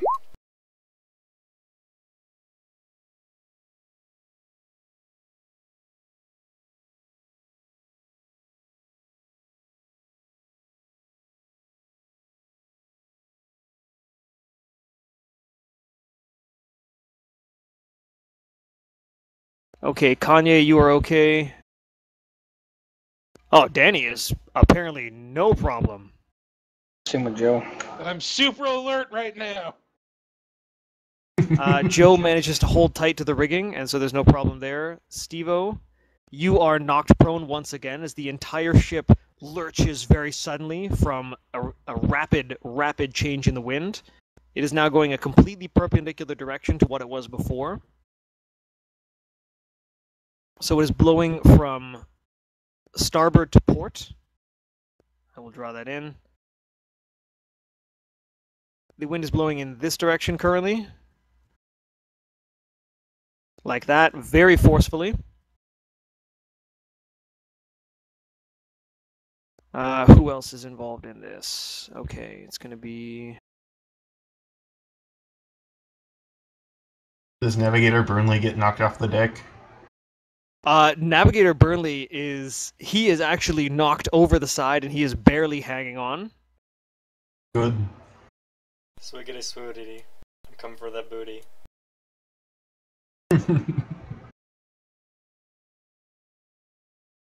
Joe, you know what Let's to see do. who else. Yep.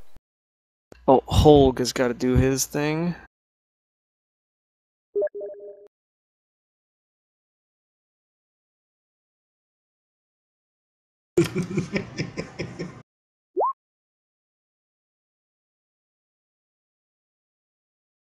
Okay, Holg is also knocked prone. And he is going to spend his movement to get up. And he does not have any actions, so he is going to spend his action moving again. And he is going to come over there to help Kanye and everybody else with that big guy. Stop there, because he can't go any further because of the difficult terrain. Okay, Big Mo, you're up. I stand up and swing again. Okay, this one definitely connects. So your great axe comes up and over your head, and you get a good solid thwack on this big hulking lizard creature. Thank you. Okay, that is 13. Okay, so your axe buries right into the chest of this thing, You can hear the sound of breaking ribs. You can hear it cry out in pain. Blood spurts out from where it's been punctured. Whoops. And the cry is loud enough that everything on the ship heard it. And that is going to be your turn, Steve-O? Yeah, I don't think I can do anything else. Okay, it is looking in really bad shape. That was a very severe attack you dealt to it. Yeah.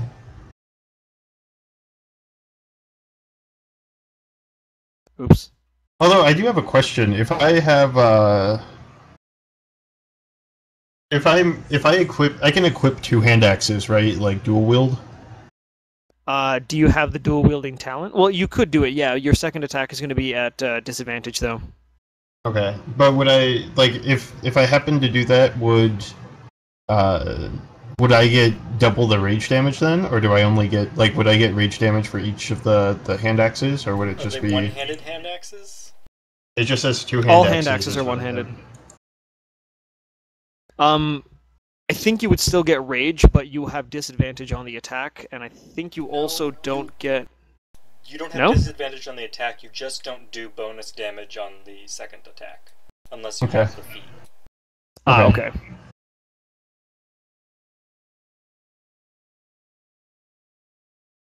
So it's just a straight D6, or whatever it is. Yeah, it's just a D6. I was just... Yeah, okay. That's all I wanted to know. Good. My turn's over.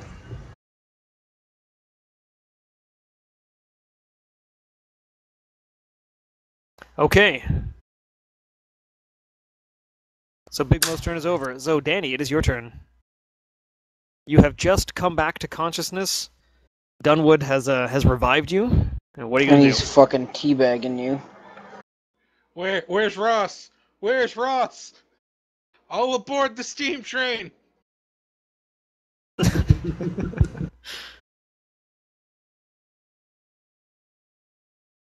We can't use lay on hands yet, Joe, because we weren't able to use our points. You get lay on I'm hands gonna level go 1. here.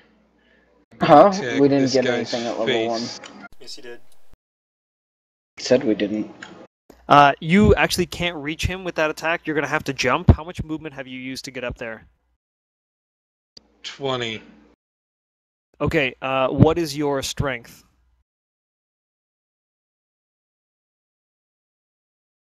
My strength is 13. Okay, you are able to run and jump and cling on to the edge of the upper deck and haul yourself up. You are now in attack range of that shaman. I'm going to place you over top of it for now.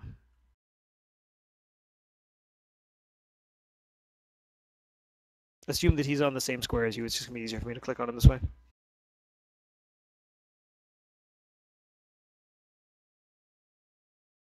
Swiggity swooty, I'm coming to fuck your face, you fuck.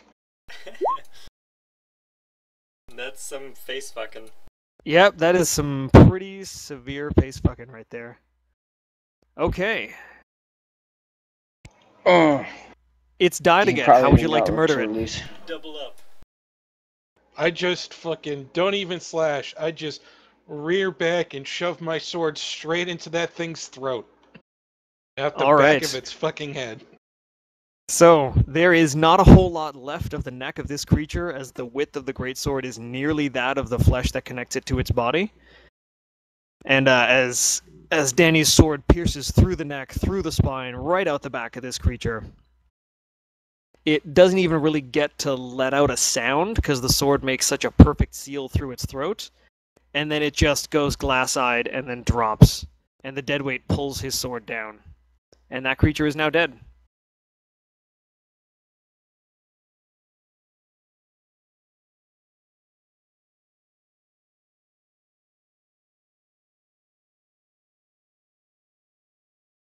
Okay, that ends Danny's turn. All right, so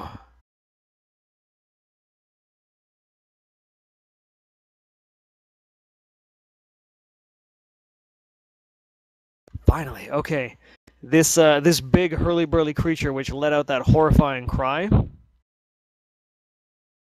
is going to break free of the roots that are binding it down to the ground. And so it is going to use its action and its movement to get up. It is now fully ready for combat. Big hulking club is out. This thing is made of muscle, shield at the ready. It is good to go for the next round. Okay. So the difficult terrain is that was that duration? Oh yeah, that's gone now. Yeah. Okay, so technically the he difficult has an terrain is action. gone. Technically, he has an action then. No, he was still prone. You knocked him prone when you flew onto the ship, and he But did it not would make just his cost- saving throw. It would just Man, cost he's his like movement to stand up, Almost though, dead right? now. Oh yeah, but it took his action to... Oh no, but he doesn't have to because the shaman's dead. Yeah. Oh, that's right. Okay, so he's going to make an attack then. And he's going to attack the guy who just buried his axe into his chest. You're welcome. Okay, so Steve-O, that is 21 and 13 versus armor class. My armor class is 15. Okay, so I don't know where you got the 13 from. He made two those were the attacks. attack rolls of the lizard Oh, creature. okay. Okay, one of them so- hits? It brings its club around and bashes you right in the side, kind of left to right, so it knocks you in the direction of the edge of the deck, and you take 5 bludgeoning damage from the blow from the club. Is that including rage resistance? No. So rage resistance halves it, right? Yes. Okay, is it rounding down or rounding up? It rounds up, I think. Probably out. Okay, so you take 2 bludgeoning damage. Well, Wouldn't it be 3? Didn't he do 5? So if we you round said up, it rounds would be up, 3. right? Oh no, the damage rounds up. Okay, yes, it would be 3. Yeah. Okay. Alright. Okay. It is I'll now take that. Navigator Burnley's turn. And this sailor is going to turn around to go help Burnley, but Burnley instead waves him towards the rope and says, "Cut the damn lines!" And so this... And he then, with his free hand that's not hanging onto the ship, he actually casts a spell instead of pulling himself up. He can fly. He cannot fly, but... It's Peter Pan. Alright, let me just look this up so I get the range right. I do believe in fairies. Do you believe in magic? Oh god. Only if magic involves titties. Do you believe in nipples? I do believe in nipples. In a young girl's heart. I mean, maybe on the chest, but I don't know about the heart.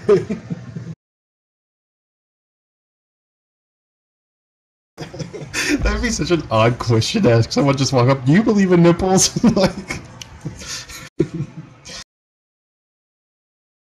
I mean, who wouldn't believe in nipples? I don't know. Okay. So the area around Navigator Burnley is completely cloaked in a thick fog that just seems to emanate out from his central point. And that is going to end his turn. The sailor that he ordered is going to walk past Danny, and he is going to cut all the rigging on this side.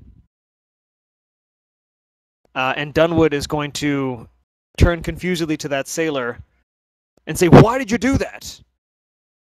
And as a result, the main sail is actually going to collapse now, but it's going to get stuck part way. The ropes are wrapped around some of the unevenly cut ropes are going to wrap around some of the arms of the ship.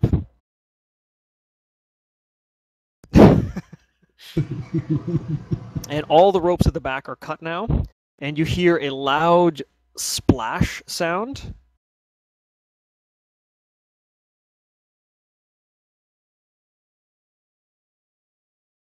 From the cloud? No, from below the ship. Sploosh. So the sail is now partially collapsed. It is stuck. Some of the ropes around the bars on the connected to the crow's nest are they're caught, and the sail is not able to collapse. The wind has picked up again. Let me see what direction, or this is actually before the fog cloud went out. Are we supposed to know what the splash was? I'm so confused. It was mentioned earlier, but you don't know as of yet. Okay, so the wind is now in this direction.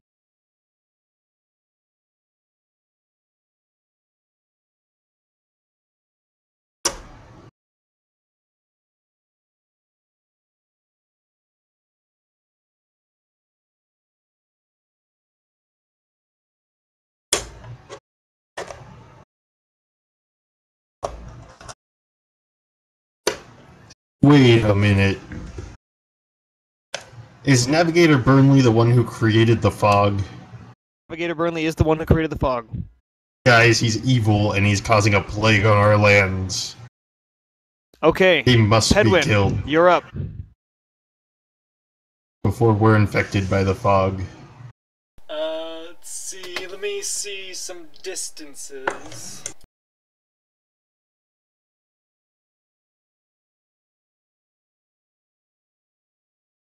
I am going to 90 feet. I'm gonna cast Sleep in the middle of the fog.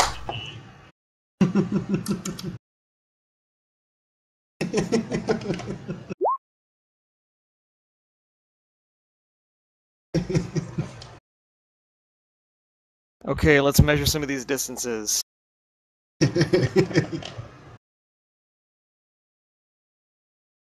Okay, that is just in range, and it's the same radius as the fog cloud. Yeah, fuck you!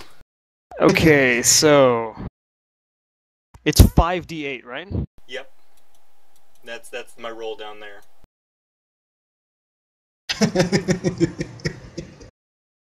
So if he has less than Okay. that, he's fucking asleep. Okay.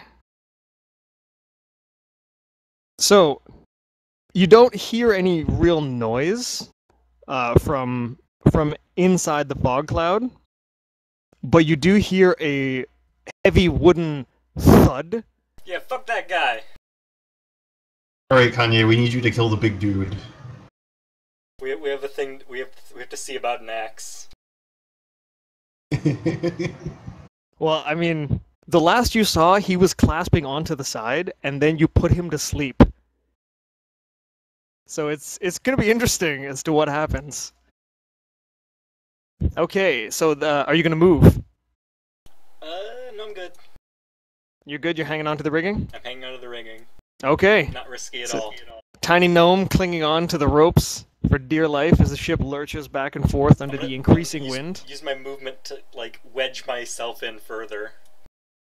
All right. As you wedge yourself in further, there is an especially powerful gust of wind, and you see out of the corner of your eye a small fish fling off into the distance as it is picked up by the wind. Uh-oh. I need every character to again make a dexterity saving throw.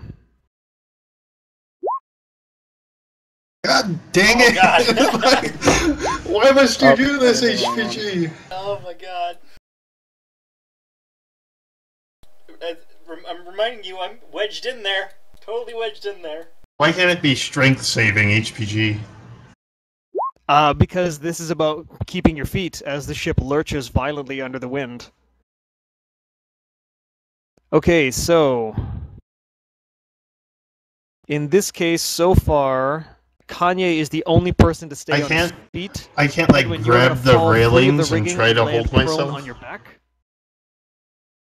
P.S. Kanye is flexing his fucking muscles.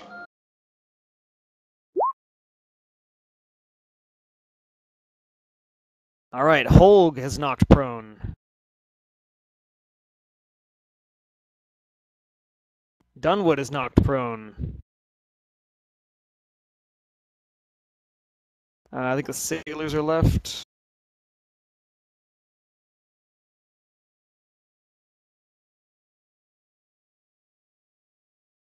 And all the sailors are knocked prone. Just about everybody is knocked on their ass. It seems like Kanye is the only person who is actually able to stand after the ship very Kanye the violently. Giant is a motherfucking giant. It lurches and it lists, and the force of the wind, because the sails are still mostly up, is enough to actually... Everyone gets a small feeling of falling in the pit of their stomach as the ship is physically picked up and moved a little bit in one direction along where the wind is blowing. You want to know why Kanye the Giant's the only one that's able to stand? Because I'm on a boat every goddamn day. And he's got that Alizé. And I get the Alizé. Okay, the fog cloud is dispersed under the force of the wind.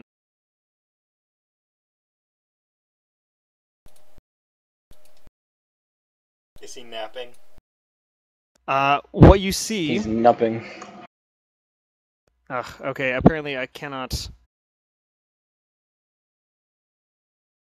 Alright, give me a sec here to do this. Why are there ropes in the middle of the ship? Is Josh Hartnett on True Detective? No, Penny Dreadful. Okay. I had no idea what was on my TV.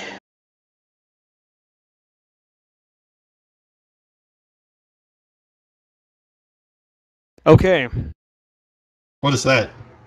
that is the lifeboat. And lying very much asleep in the lifeboat Yeah, fuck that guy. is Navigator Burnley. What? Asleep. And the lifeboat is slowly drifting away from the ship. Is there a rope attached to it? Nope, it has been cut free of its ropes. Get him, Big Mo. I don't know if I can get there. I'm on the ground. I'm prone. I'm the only person that can move. Okay, I can move that whole thing now. That's good. All right, so everyone made their dexterity saving throw. Those who were knocked prone were knocked prone. Joe, you are actually on the ship now. You fell off the rigging. And No, okay, it is your turn, Joe. No, Joe just went. Oh, did he? What did he do? He made him go to sleep. Oh, right, and then we did the dexterity check? Yeah. Okay, so it is Kanye's turn. The only person that is still on his feet. You get him, Kanye. So, is there any way that I can save him on that boat? Like, I doubt it. That's way too far away.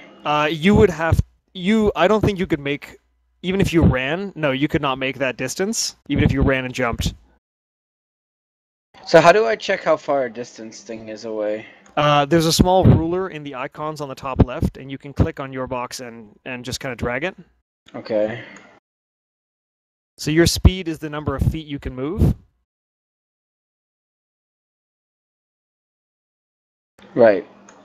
I'm gonna move there, and I'm gonna try to slap this big dude's dick off. Nobody's gonna have dicks anymore, by the way. They're all gonna disappear. So yeah, I can do that, right? Move and then attack. Yeah. Yes, you can. Right, I'm gonna do that. Nice. Oh, son, you can't see me. Okay. Wow. Wow. All right.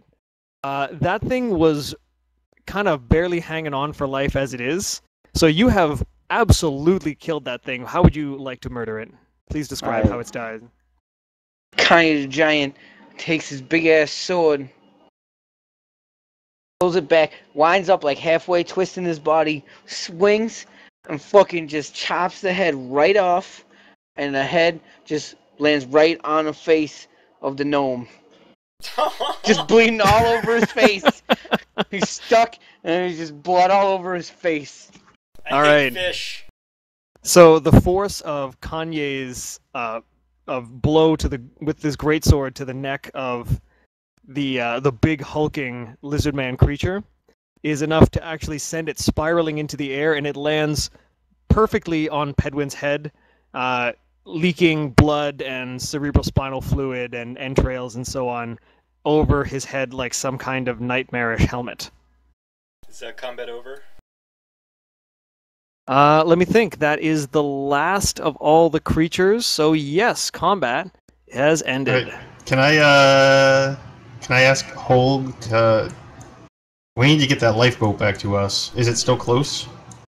The lifeboat, in all this time, It's only been like 6 seconds. Yeah, it was only There my is some turn. very powerful wind, and it is continually pushing the ship and the lifeboat away from each other. But that wouldn't happen. Sure it would. I mean, it wouldn't.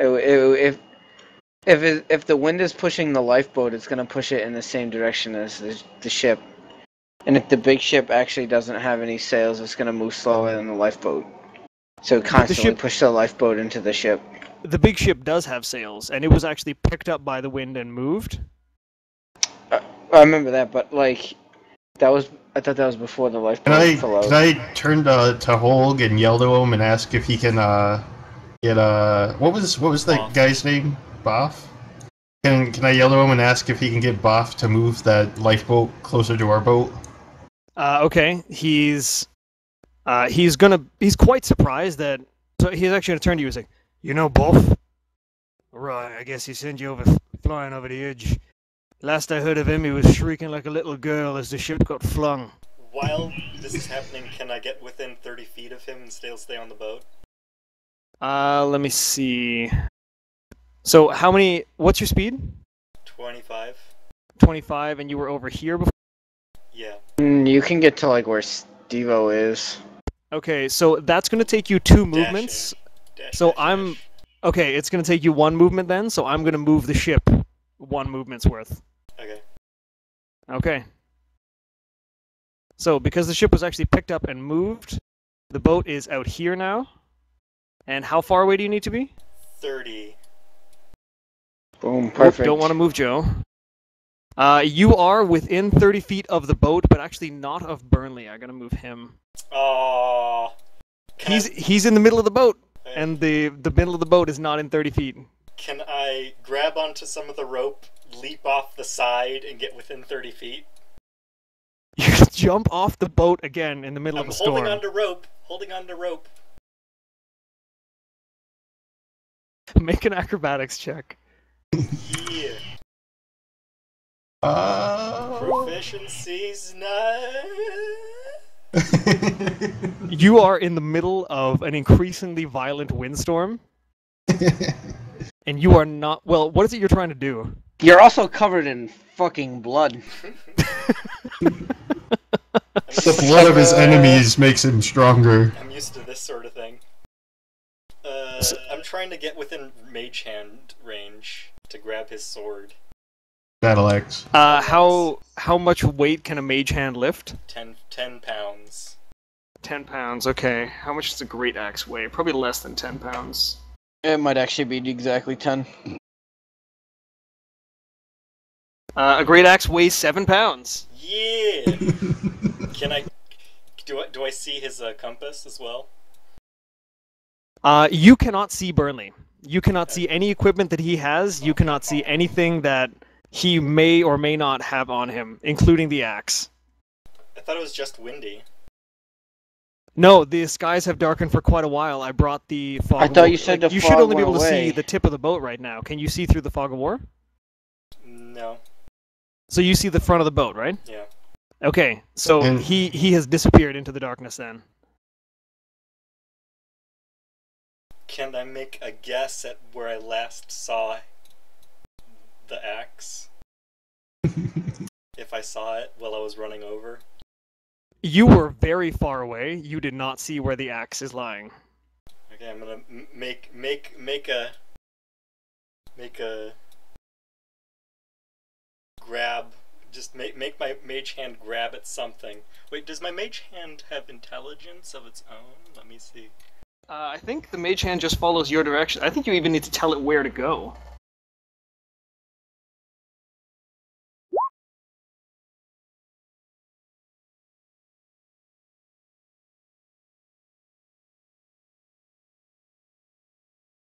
Spectral floating hand appears at a point you choose within range. The hand vanishes if it is ever more than 30 feet away from you, or if you cast the spell again. It doesn't say how specifically I command it to retrieve something or do something. You're right, it does not. So I'm going to, Okay, so Are you what gonna you're trying to do? judgment lane us You're right trying now? to blindly grasp into the darkness with the mage hand to try and find the axe. Yeah. He said you find his genitals. Rip them back and bring. Okay, let me see what Burnley's got on him. Actually, how long is the rope on the ship? Would it be possible to tie a rope around the lifeboat and pull it back? It doesn't matter though; he can't see. But you can see the front of the lifeboat. You can see the front of the lifeboat, but that's Could it. he there's send the any rope rope over with near the enough mage to me. hand? Oh, okay. Could he send the rope over with the mage hand and tie it to the front of the boat? That's too far away. Yeah, I don't think there's any loose rope near me. Like, there's the short okay. rope that was attached to the rigging rope, but the rigging Yep. rope is like way the fuck away from me. But wouldn't So it there's a not small matter piece how of the far rigging away it rope is? that's still attached to the deck near where Pedwin is, and most of the rigging rope is caught on the mast right now, preventing the sails of the ship from fully collapsing. Okay. He has got on him.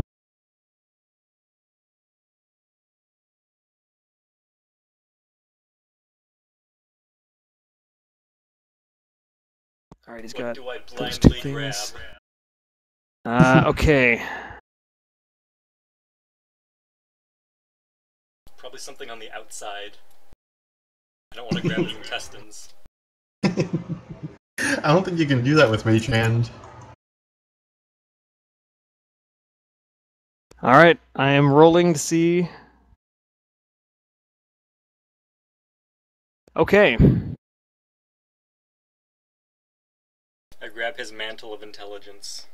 You grab. Well, your mage hand just kind of plunges into the darkness inside the, like, where you project the boat is, because you can only see part of the boat, in and amongst the darkness and the howling wind. And what it clasps as it brings back is it brings back a boot and a piece of paper. Oh. Yo, Woo! that piece of Down. paper that piece of paper could have vital information on it about how he's been scamming us this whole time. Fuck. Burley is down fuck the one piece of boot. paper. We got a free boot. And one piece of paper, which Joe does not know what it says. And we don't see. Do we have any indication that the lifeboat will return from Hold? The lifeboat? Yeah. The Yes. lifeboat is drifting in the wind right now, and so is the Yeah. ship. I asked Holg if it was possible to get what's his name to push the lifeboat back to us. And he said that the last he heard from Boff was him screaming like a little girl as the tide fin was flung off into the distance. Oh. Damn. Okay. Is anyone else doing anything while this grasping with the mage hand in the darkness is going on? Actually, I should have had the fog of war a little closer than that. I guess I shouldn't have given that to you. Oh well. Alright, I'm gonna fix the fog of war I'm now. flung over the side of the ship. I can see a little further. I tell Big Mo to pull me back up. Okay, I hear that. I I'll hear just that. hold Joe over the side.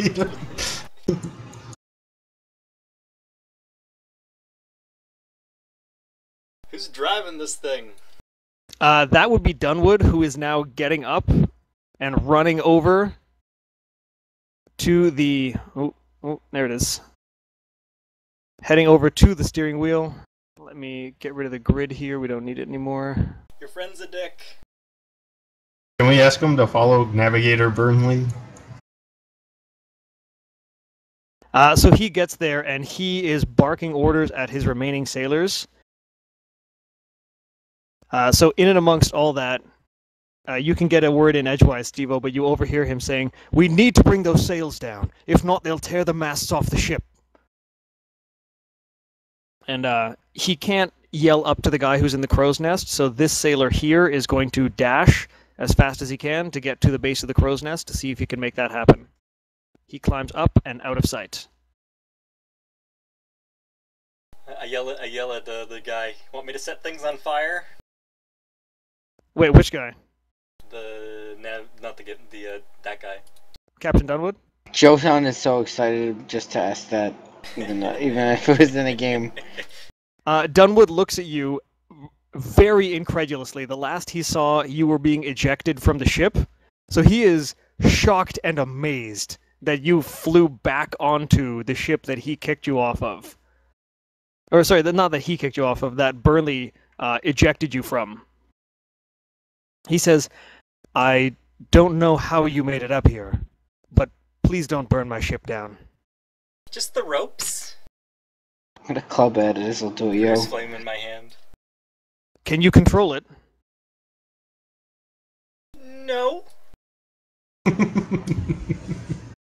Hey, He's gonna he's turn honest. and yell even louder to the crow's nest now. Hurry!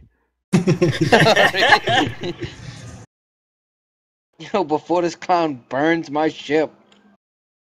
Okay, Big Mo, did you say something to Dunwood? I just wanted him to follow the lifeboat with Navigator Burnley, like try to go off in that direction to try to find it. So he's going to respond to your question. He's going to turn to you. It would seem that Burnley has been deceiving many of us. As much as I would like to chase him, right now I must look after the welfare of my ship. If you have any interest in pursuing him, please help us bring the sails down. What do I gotta do? Get up to the crow's nest. We need those ropes cut. Alright. So, I have to go up here? Yes, you do. So Steve-O is also going to climb up. So we Are don't have a you- movement restriction anymore, right? Not anymore. You can move around as much as you like. And let's see, we got that other sailor up here as well.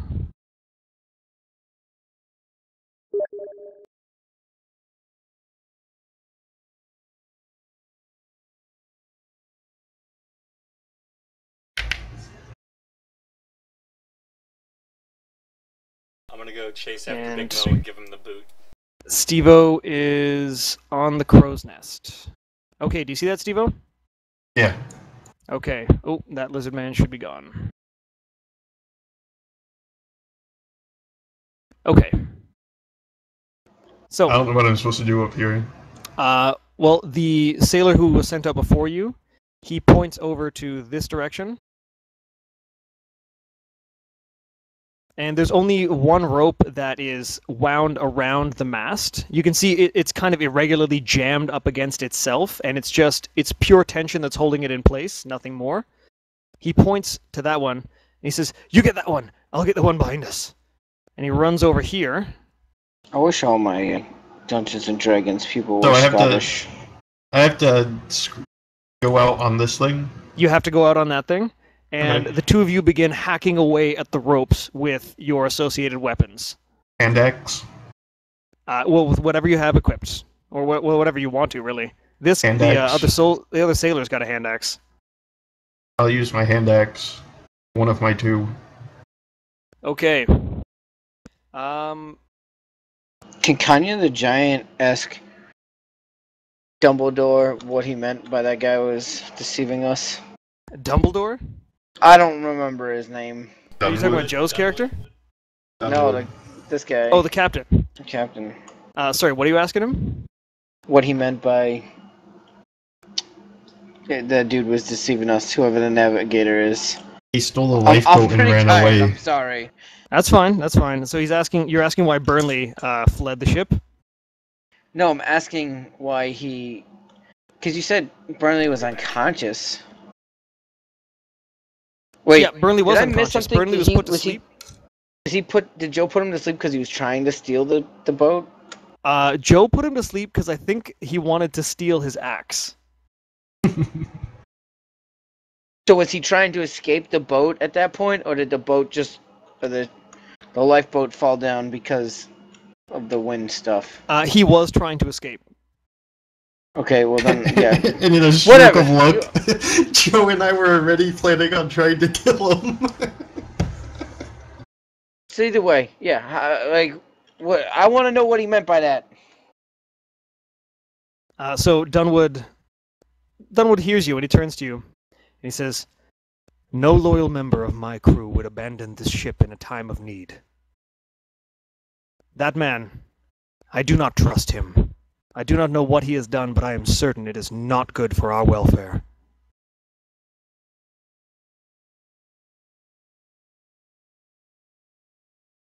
Is that all of it? That's all he's got. He's got bad gut feeling. No, he does have a bad gut feeling. Okay, he elaborates a little bit. He says, "I didn't trust him before, but he was good at what he did. He kept us safe for many months. He must have been planning this for quite some time. His cabins may reveal more about his designs. I suggest you search them and come back to me with what you find." I'm going. You didn't get to talk to that guy. I'm going in. I was gonna go in anyway. All right, so the two You of have you. Why do you have a grenade in your picture? I don't know. He just gave himself a grenade. There's no grenades in Isodoyo. Where's the club at? There's gonna be grenades. Gonna be grenades real soon. If Pedwin has anything to say about it. Did we Okay, successfully cut so- the rope in the meantime? You successfully cut the rope, and the mainsail and the foresail are both collapsing at the time that Pedwin and Kanye. So Pedwin and Kanye show up in the navigator's cabin. What did he say again? He just told you to search the navigator's cabin. Alright, Kanye Giant searches his chest. I'm searching the table. I climbed down the ladder. Wait, are these both chests here? Which ones are you referring to? The ones I'm like next to. Yes, those are both chests. Okay, I guess I searched the top one. Okay. Joe, what did you do with the things you collected with your mage hand? The boot I put down in the center of the ship to leave for Big Mo, and the note I just put in my pocket. Okay. So you can add one tattered note to your inventory. Okay, so the chest is open, Kanye. Cool. And inside it you find a set of navigator's tools. There's a few different books. There are some fine clothes. And you find a bullseye lantern. Which is like it's a lantern that has a metal shield around it that allows it to project its light forward in a cone. It currently does not have any oil or candles put inside of it. Okay, but that still sounds like something I'm gonna steal. Okay, so why don't you add a bullseye lantern to your inventory? Are you going to take anything else? What else was in there? There are navigator's tools, a few books, a set of fine clothes, and the lantern. Oh, and a couple of candles. What are the books? Are they The not books important? they're on a variety of different topics, including so some are about theology. Some of them are written in a language you don't recognize just yet. Wait, what languages do you know? Dwarven and Common. Okay, so one of them you recognize some of the words, and a lot of the rest of the text is in a script that is completely foreign to you. You've never seen it before. Well, I'm taking a book because that might mean something. Okay, so add to your inventory one odd book. Okay, and that is all that's in that chest. Now you are searching the table. Ethan, Okay. On the table you find a variety of maps and a few different just kind of scrawled out notes. Nothing jumps out at you as particularly important. Make an investigation roll, please. Investigate the shit out of this. Or not. Investigate the shit out of nothing. Okay. You are looking at the maps that are pinned up onto the wall, and they seem to be overlapping each other in what seems like an arranged pattern, with a few different colored lines drawn on it in blue and red inks. And some of them seem to come past Baldur's Gate and move in the direction you guys were traveling in. But other than that, you can't seem to discern any additional information from the charts and the maps. Boo. Anything else on the table? nothing of interest. There's just a couple of like small bags with some food in them. A half-drunk cup of ale. If I wanted to. Okay, you are going to search under the bed. Unfortunately, you do not find anything. Okay, is anyone on deck doing the same thing while doing anything while these guys are searching the navigator's cabin? Danny's trying to recover from being knocked out earlier. Okay, Danny is recovering from being knocked out earlier. I'm gonna climb down the ladder and grab the boot. Pull onto the boot. Okay, you can add a boot to your inventory. Those on deck see Dunwood. Now that the sails have come down, he locks the steering wheel in place, and then goes back to his cabins, and for the time being disappears from sight. I go back down on deck. Oh, so Big Mo, you are showing up back on deck.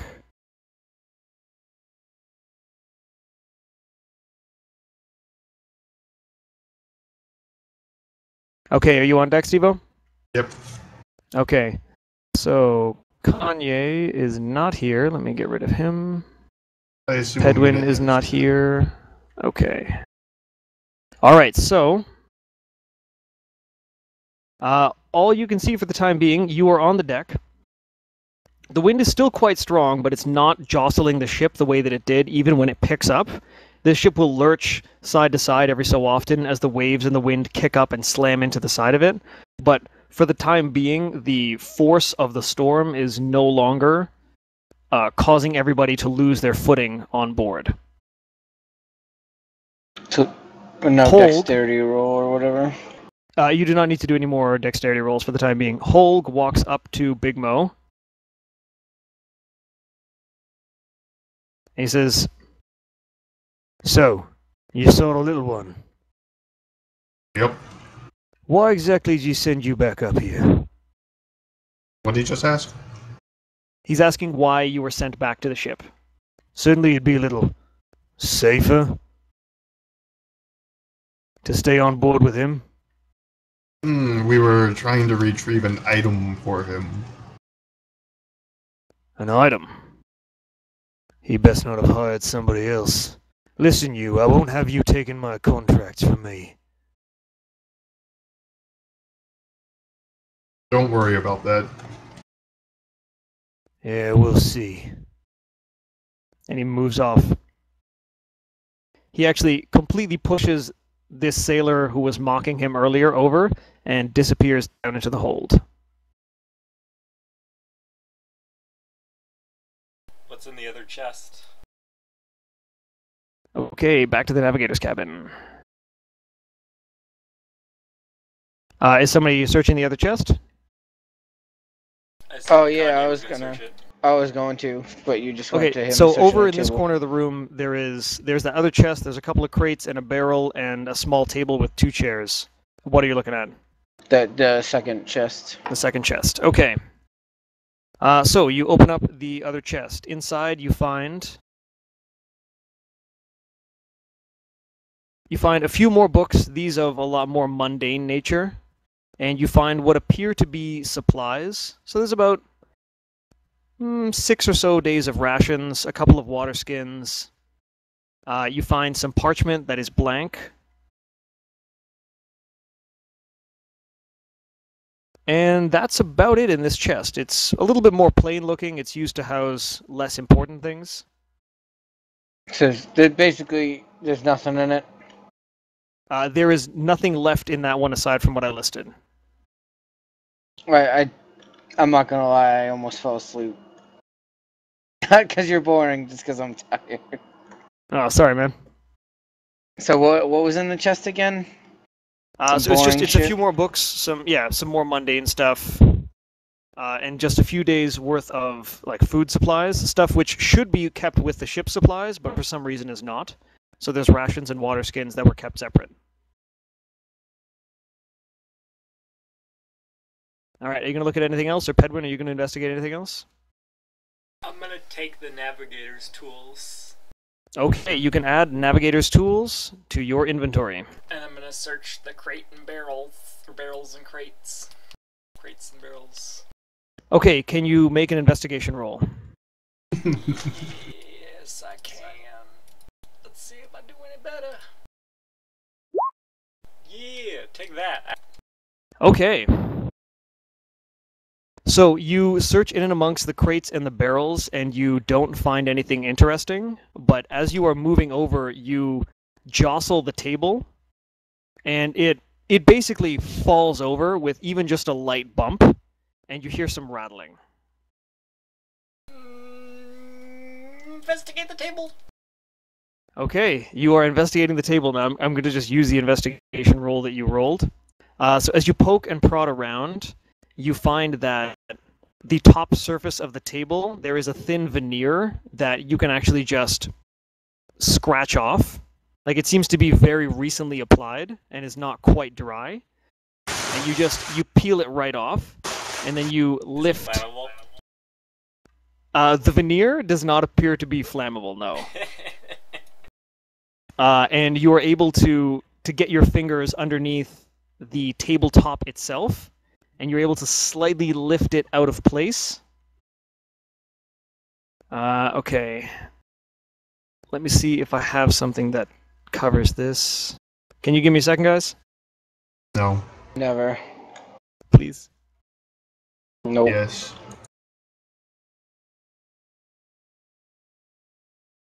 But I don't feel like I'm making it much further.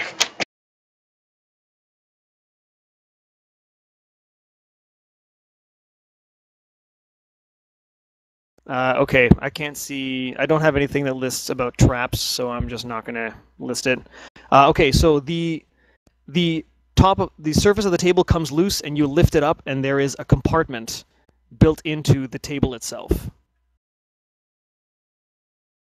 What's in there? Okay, so you take a look inside the hidden compartment in the table.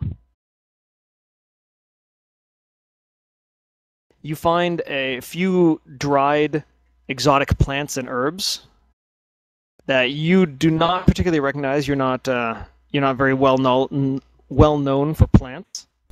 No, I'm not. I didn't think you had like a lot of nature stuff. There I used to have herbalist proficiency, but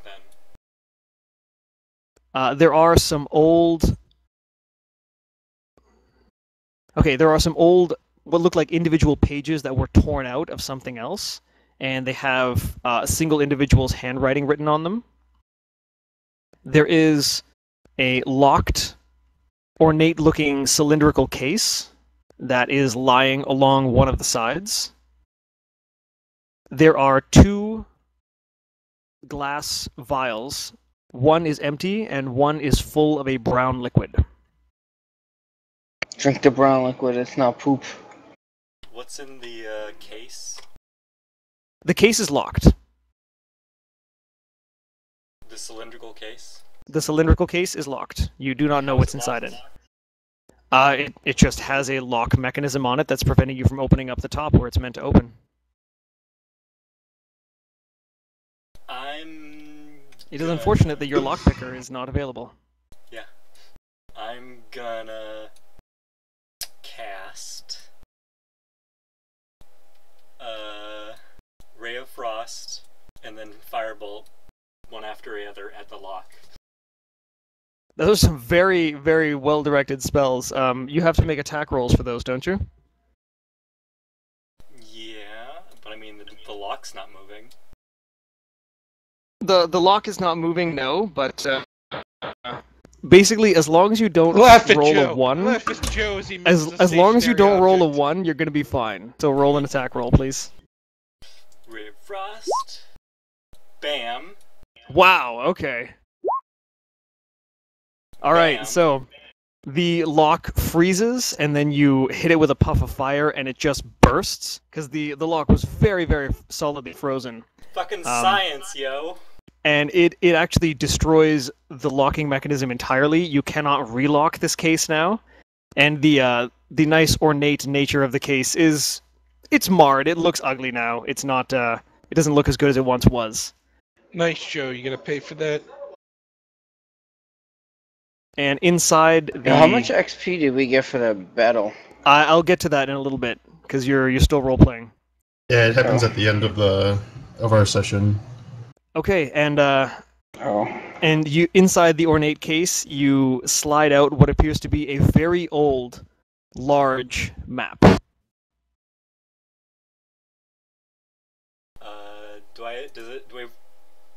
Where does the map show?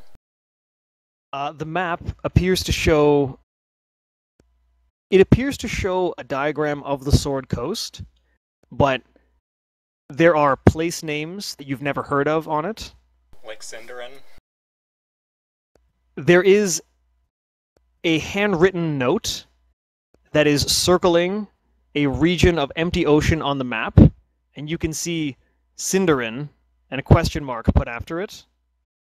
And there are several more long blue lines that seem to indicate ocean currents that are tracing a weaving course down through this area. Many of them seem to deflect away from the particular region that Cinderin is, and there is only a very thin, narrow band that just makes contact with that bubble labeled Cinderin. You also happen to note that that current then carries on past Cinderin and back up towards the northern part of the Sword Coast. Okay. I'm gonna put it back in the case and kind of hold on to it so it doesn't fly open. Okay, please add ornate map to your inventory. Are you going to investigate anything else that you found?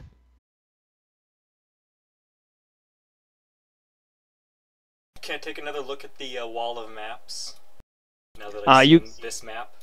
You can take another look at the wall of maps, and you can see that there is definitely there's definitely a congruency. There's a lot of overlap between things. The ones on the wall are much more recent. They are place names that you recognize, officially recognized shipping lanes, trading routes, things like that. And they're all around. They're a mass-produced thing, so they're a little bit different quality. The one you're holding is much older.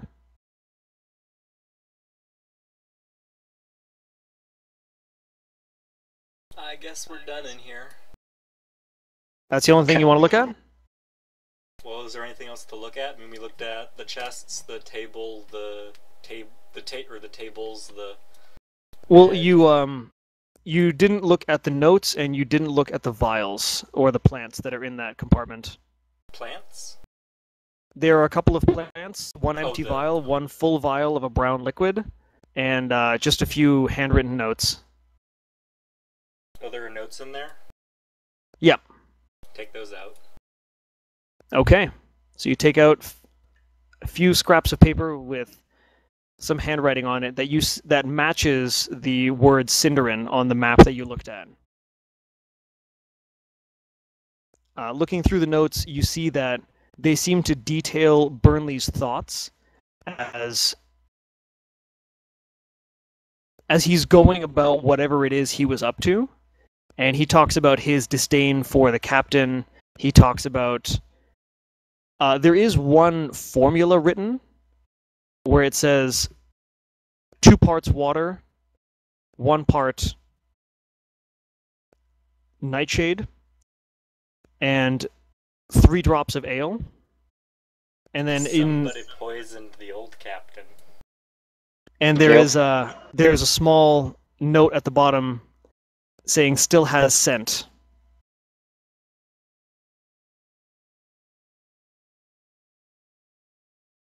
I'm gonna show the notes to the captain. Okay. I was gonna show the book to the captain to see if he knew the language in it. Alrighty, you guys leave that room. We're done, Joe. We're out of this shit. John Cena.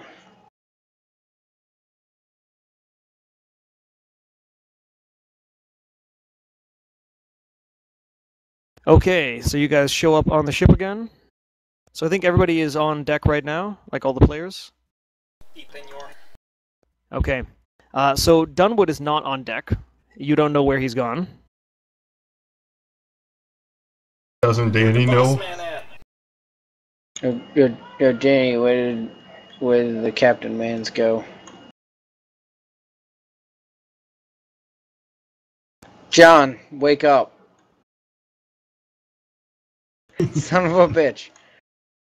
His Okay, well, microphone's on. I think His Big Mo microphone's saw it. muted. Sorry, Danny was recovering. He didn't see shit. He was just sitting on the ground, Big Mo, trying not to you pass see where the out. captain went? If he went in when I was up top, I didn't see him. Well, there's only a let's- couple of other places on the ship that he could be right Let's now. try his captain quarters. Knock, knock. Open up, I say we sucker. burn this ship to the ground until we find him. Okay, so who's going to the Come on, captain's we quarters? have to remember Captain Dunwood is not a bad person. We're knocking on his door. Okay, who's going to see the captain? Let's make it a party. Okay, everybody. At least me and Joe should go, because we actually have shit we need to talk to the captain about. Woo! Starbomb to the captain's quarters. You don't get to do nothing. You're recovering from being a bitch and getting killed. Not if the giant in the party carries me. Well, that's not happening. I'll go and carry Danny. Okay, Danny is being carried by Big Mo. You just drop him off the edge of the boat. No one needs him.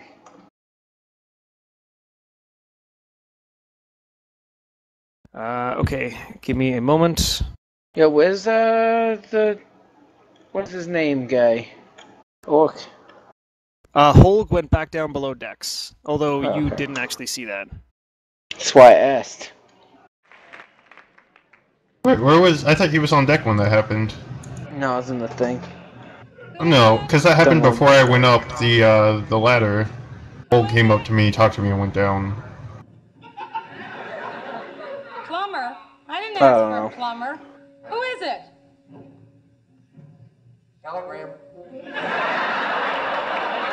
Okay, maybe this will work properly Oh, this time. telegram. I was Just gonna a say it didn't moment. work last time.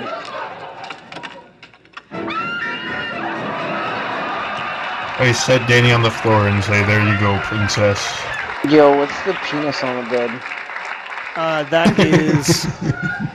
Yes, that was the crudely or hastily drawn corpse of the captain. And I'm actually going to switch that out for something now. Give me a sec. A vagina. Not Is that quite. you that drew the fucking line of jizz, Steve-O? Yeah.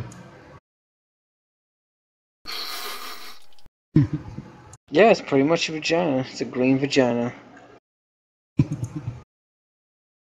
I mean, it's a disgusting vagina, but It's hard to draw. Okay.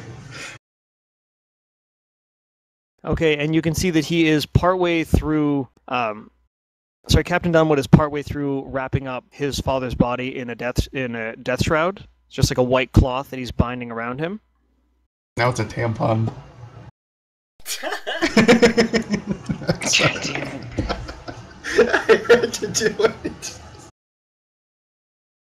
He sees you enter, and he turns to look at you, and then turns back to his task and continues to wrap up his father's body. I'm showing Oh. him notes. I was gonna say, we walk up and say we found some stuff to talk to him about.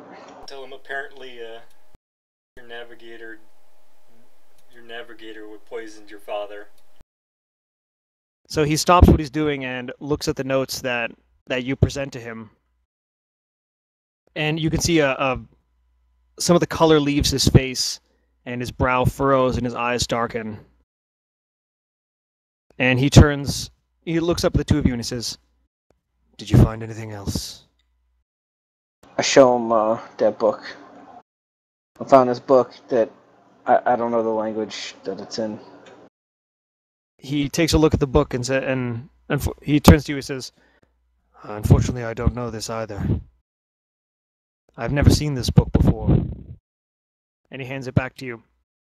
"But these," and he looks at the notes. "According to these, not only is he responsible for my father's death, he intentionally brought us to this place. This ship was nearly torn apart by that storm, and he was ready to sacrifice all of us for it." You can see that he's clenching the notes in one hand now, and he is shaking with rage at this revelation. And he looks up at the four of you. And he, with a remarkable amount of confidence and almost happiness in his voice, he says, "How would you all fancy a chase?" Oh, yeah. Gotta get that axe. That's my axe, Joe. You can't even wield it. You're too tiny. We're grabbing it for me. Fight Shall I for count it. you in then? Yeah. Very Mhm. well. I cannot promise you much reward, aside from the satisfaction of choking the life out of that scum. And again, you can see he's very, very angry at this revelation. I'm gonna go. Can you down call him to scum again? That's pretty hot. I'm gonna go into the navigator's guy's room and start. Actually, I'm gonna go down to the hold and get some. See if I can find some gunpowder. Okay, that shouldn't be too hard. So Joe is going to go look for gunpowder. So you leave here temporarily.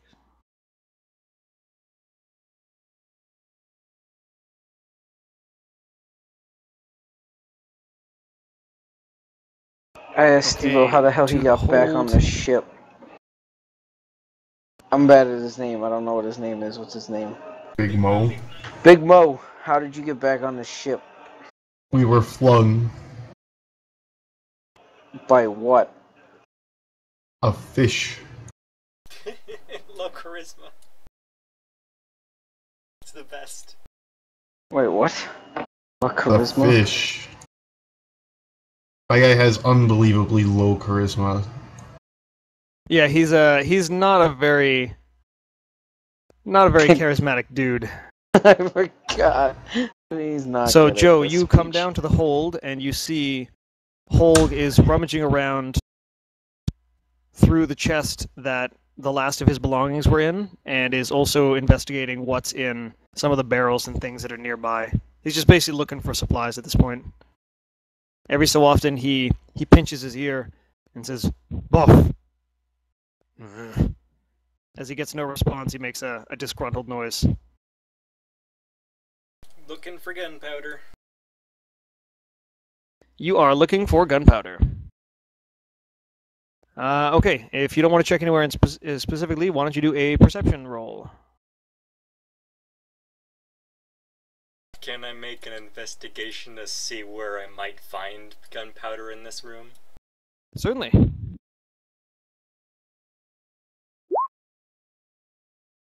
Bloop. Okay. Five. So, in and amongst all the boxes, barrels, crates, and etc. of supplies, you do notice that there are several chests that are quite close to some of the cannons. If there's going to be anything for the cannons, it's probably going to be in there. Look in there. Alright, looking in there. What about looking in here? Okay, so, looking around, you find torches, you find another bullseye lantern and a few hooded lanterns, you find some flasks of oil, a couple of fishing nets, you find 2 bundles of rope at 50 feet each. There is a supplies for fishing, and there is a whetstone. In and amongst all of those chests, all 3 of them, it contains that variety of objects. And next to one of the cannons, tucked in between the chest and the cannon itself, is a small bag with black powder. I'm gonna take that bag. I'm gonna take a rope. You are going to take... Okay, so I want you to take 50 feet of rope, and you are going to get a 3-pound bag of black powder. Does that weigh like 2.5 pounds? It weighs just over 2.5 pounds. Approximately 1/2 a pound over 2.5 pounds. So Kanye the Giant gives up on trying to talk to Big Mo and tries to follow Tinkle Spark. What else was in the chests? Double Spark. Oh, the oil flasks? Can I get those? Okay, you can take there are 8 oil flasks. How many do you want to take? How much oil is in each of them? I don't think it actually says how much oil is in them, but you can assume that 1 oil flask should have enough to light your lantern for, I'm going to say about 8 hours. I'll take 2 flasks. Okay, so that is 16 hours worth of oil that you've taken, so add 2 oil flasks to your inventory.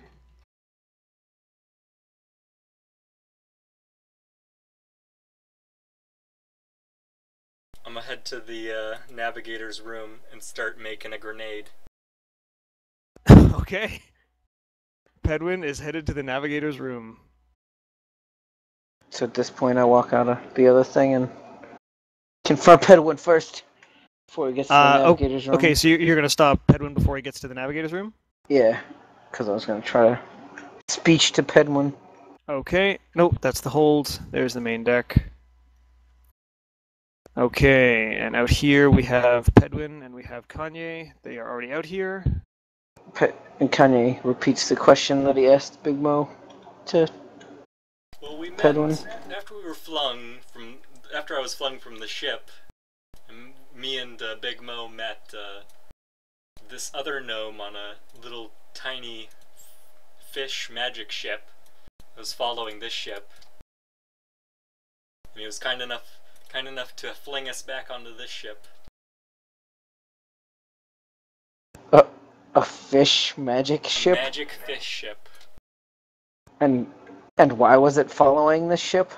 He's chasing after the navigator. He stole something from him. Oh, okay. What did he steal? This compass, magic compass.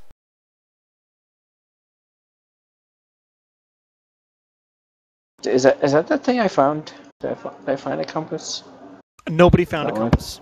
Found a bullseye lantern. You found a bullseye lantern, that is correct. I don't know what that does. It's a lantern. You use it to cast light. Yeah, but like, why would it be It's- called a bullseye It's lantern? If it directional, wasn't- so you point it like. Oh, so it's like a Yeah. flashlight, essentially. Yeah, it's basically an old-timey flashlight. So you can cast light. I think it's in like a 30-foot cone out in front of you, and it's Okay. not going to give off light in every direction. So you don't necessarily give yourself away by using it, unless you're pointing it at something that's looking at you or looking for you. All right, cool. That's. Well, then I got nothing for Pedwin Mans. Wait, actually, Well, you did find out a whole bunch of information you did not know. yeah, that's true. I did, but I meant not from. I said for. But I Oh, I wanna. see. I wanna ask him about this book. Does he know about this book? Do I know anything Doesn't about it- this book? What languages the- do you know? Common and Gnomish. Okay, you do not recognize the script. You can go ahead and make a. Let me think. What would be appropriate here? History. Yeah, I'm thinking history. Go ahead and make a history roll.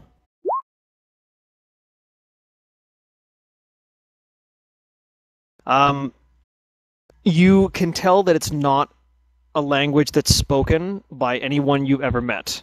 It doesn't. The letters are not familiar.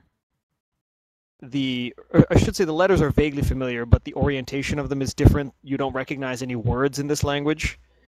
Let me see if I can find out something for you here. I'm not even gonna try to make a history check. Fucking -1. No, you could like randomly crit. Fuck it, YOLO. Nope. Yeah, you have never ever seen this script before, so you don't recognize the letters, you don't recognize the words, nothing. I got nothing for you, buddy.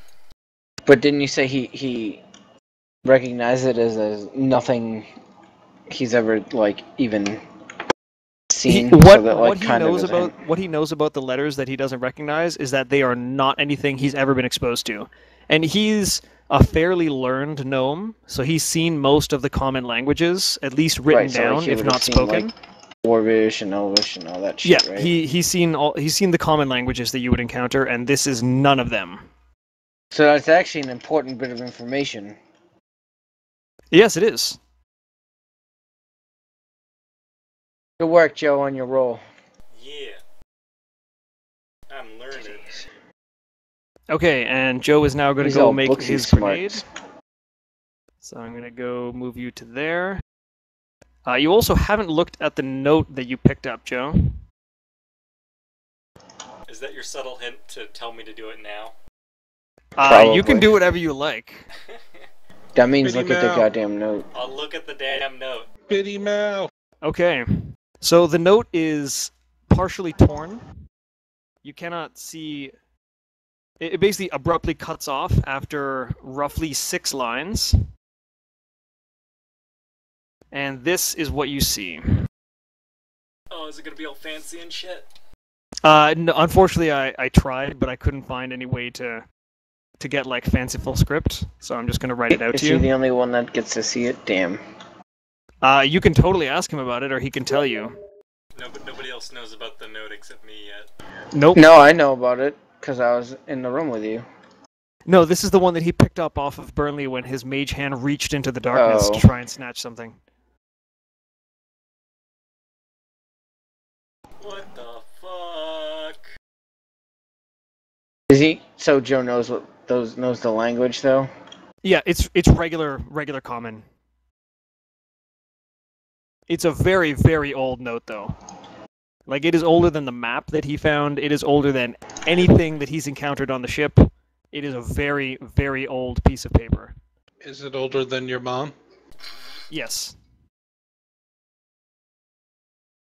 How? Like, I mean, I guess asking how old is it doesn't really count, We huh? don't know it exists yet. Joe, make your tinkering roll. Tinker, tinker, tinker. Did you finish the Interdex. cannon? Yeah, I finished the cannon on the other ship. Okay, so Steve-O, did you add the cannon to your inventory? No. Do I add it as a ranged weapon? Yes, it would be a ranged weapon. I mean, you could add a blunt weapon if you just decide to beat someone in the face with it, but you might damage Okay. it. What's its range and damage and type? I'm not the one who made it. You should probably give him that, cause I just make up some bullshit. Oh, okay, all right. I'll look at some weapons and I'll decide that for you, Steve-O. Okay. Probably look at the advanced weapons in the Dungeon Master's Guide, like the pistols. Probably similar to that. I don't have this version of the Dungeon Master's Guide. Could you email me the version that you have? Yeah, sure. Thank you. Okay, so Steve-O, I'll tell you that once I take a look at this thing that Joe's going to send me. Should my tinkering be interdex? It's going to be Dex, because this is delicate work you are doing.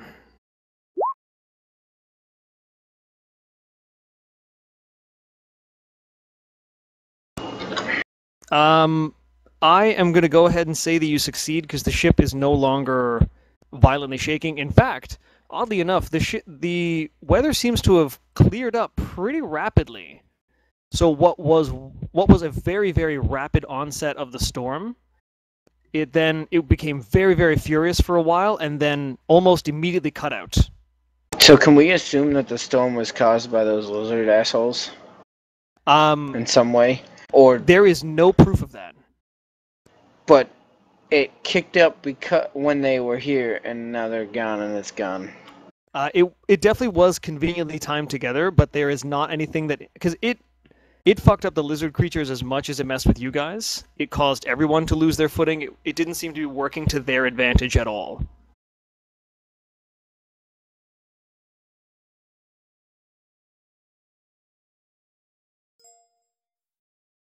I see. Then maybe it was tied to asshole. Spider, what the fuck guy. did you link? It's the magic of 3D printing.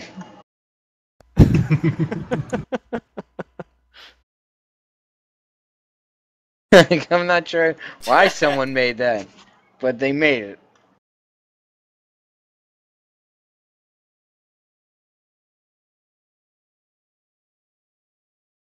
Okay.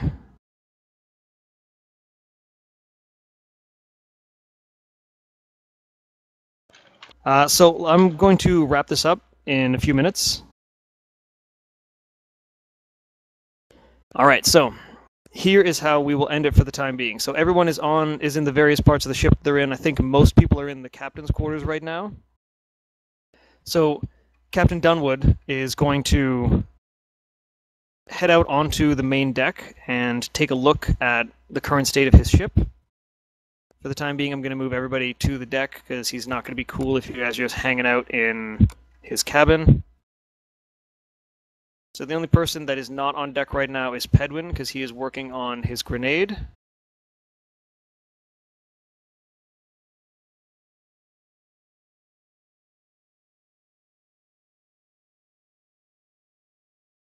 Okay, so Dunwood is walking around kind of taking stock of what's happened on the ship. He's talking to some of his crew who seem to be eyeing...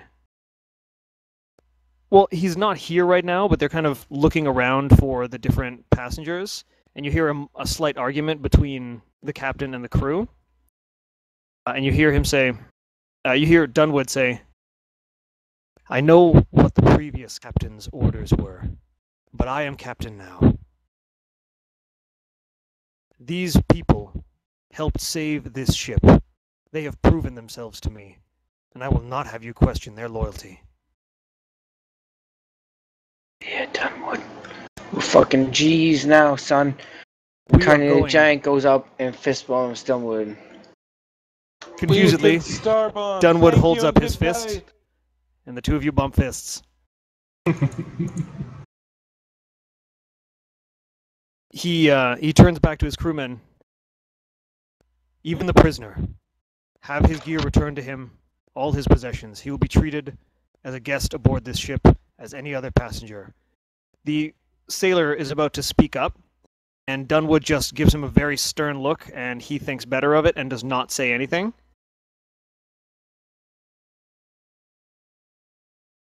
He moves over and talks to the other crewman who is coming down from the upper deck. And Danny, you overhear them talking about the damaged state of the ship.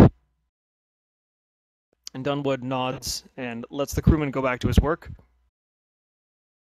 Dunwood then goes up to the main deck and announces to everybody that is on this level of the ship, "We are not yet in fit condition to set sail.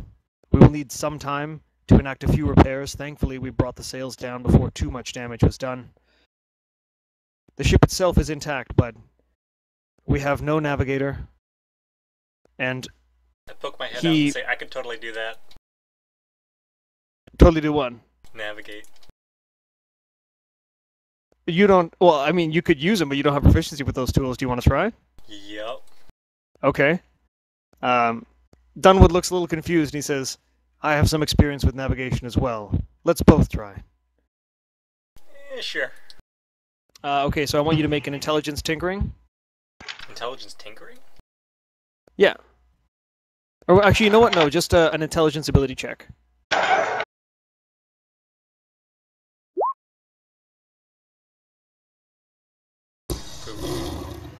Okay, thankfully Dunwood's experience is able to make up for some of your rookie mistakes when it comes to plotting a course.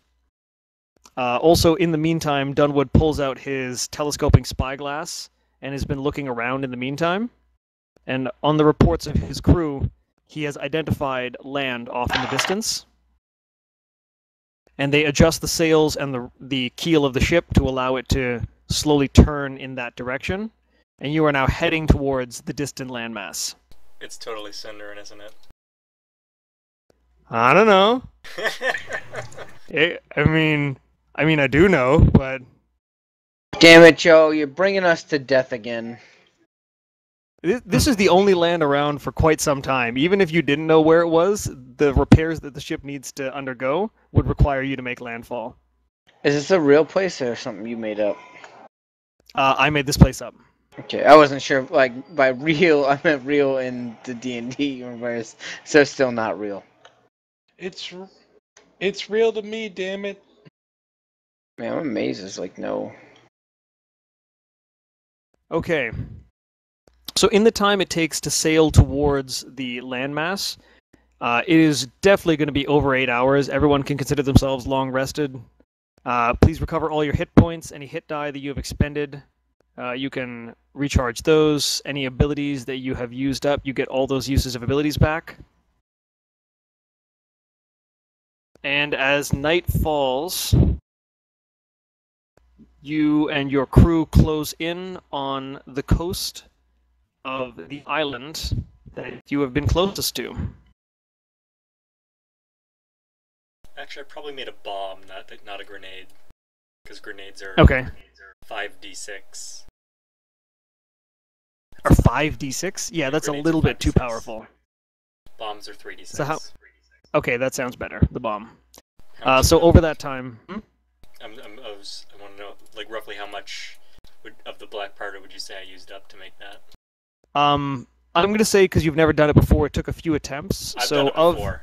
Oh, you have done it before. I've totally done it before. Okay. So I think I said you found a 3-pound bag of it. Yep. Okay, so I'm gonna say that you now have. Let's go with. 4 pounds. Let's go with 2.5 pounds. Actually, you know what? That's a little bit too much. 2.75.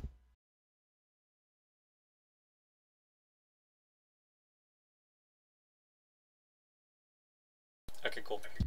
Okay. So, guys, I need some time to sort out the experience, but given the circumstances upon which you guys departed, I'm gonna wrap up with the following line. The following lines. Dunwood, who hasn't said much on the journey towards the island, has just been speaking very solemnly with his crew. And before everyone is going to settle down for the night, he conducts a small ceremony where the body of the crewman that fell to the lizard men and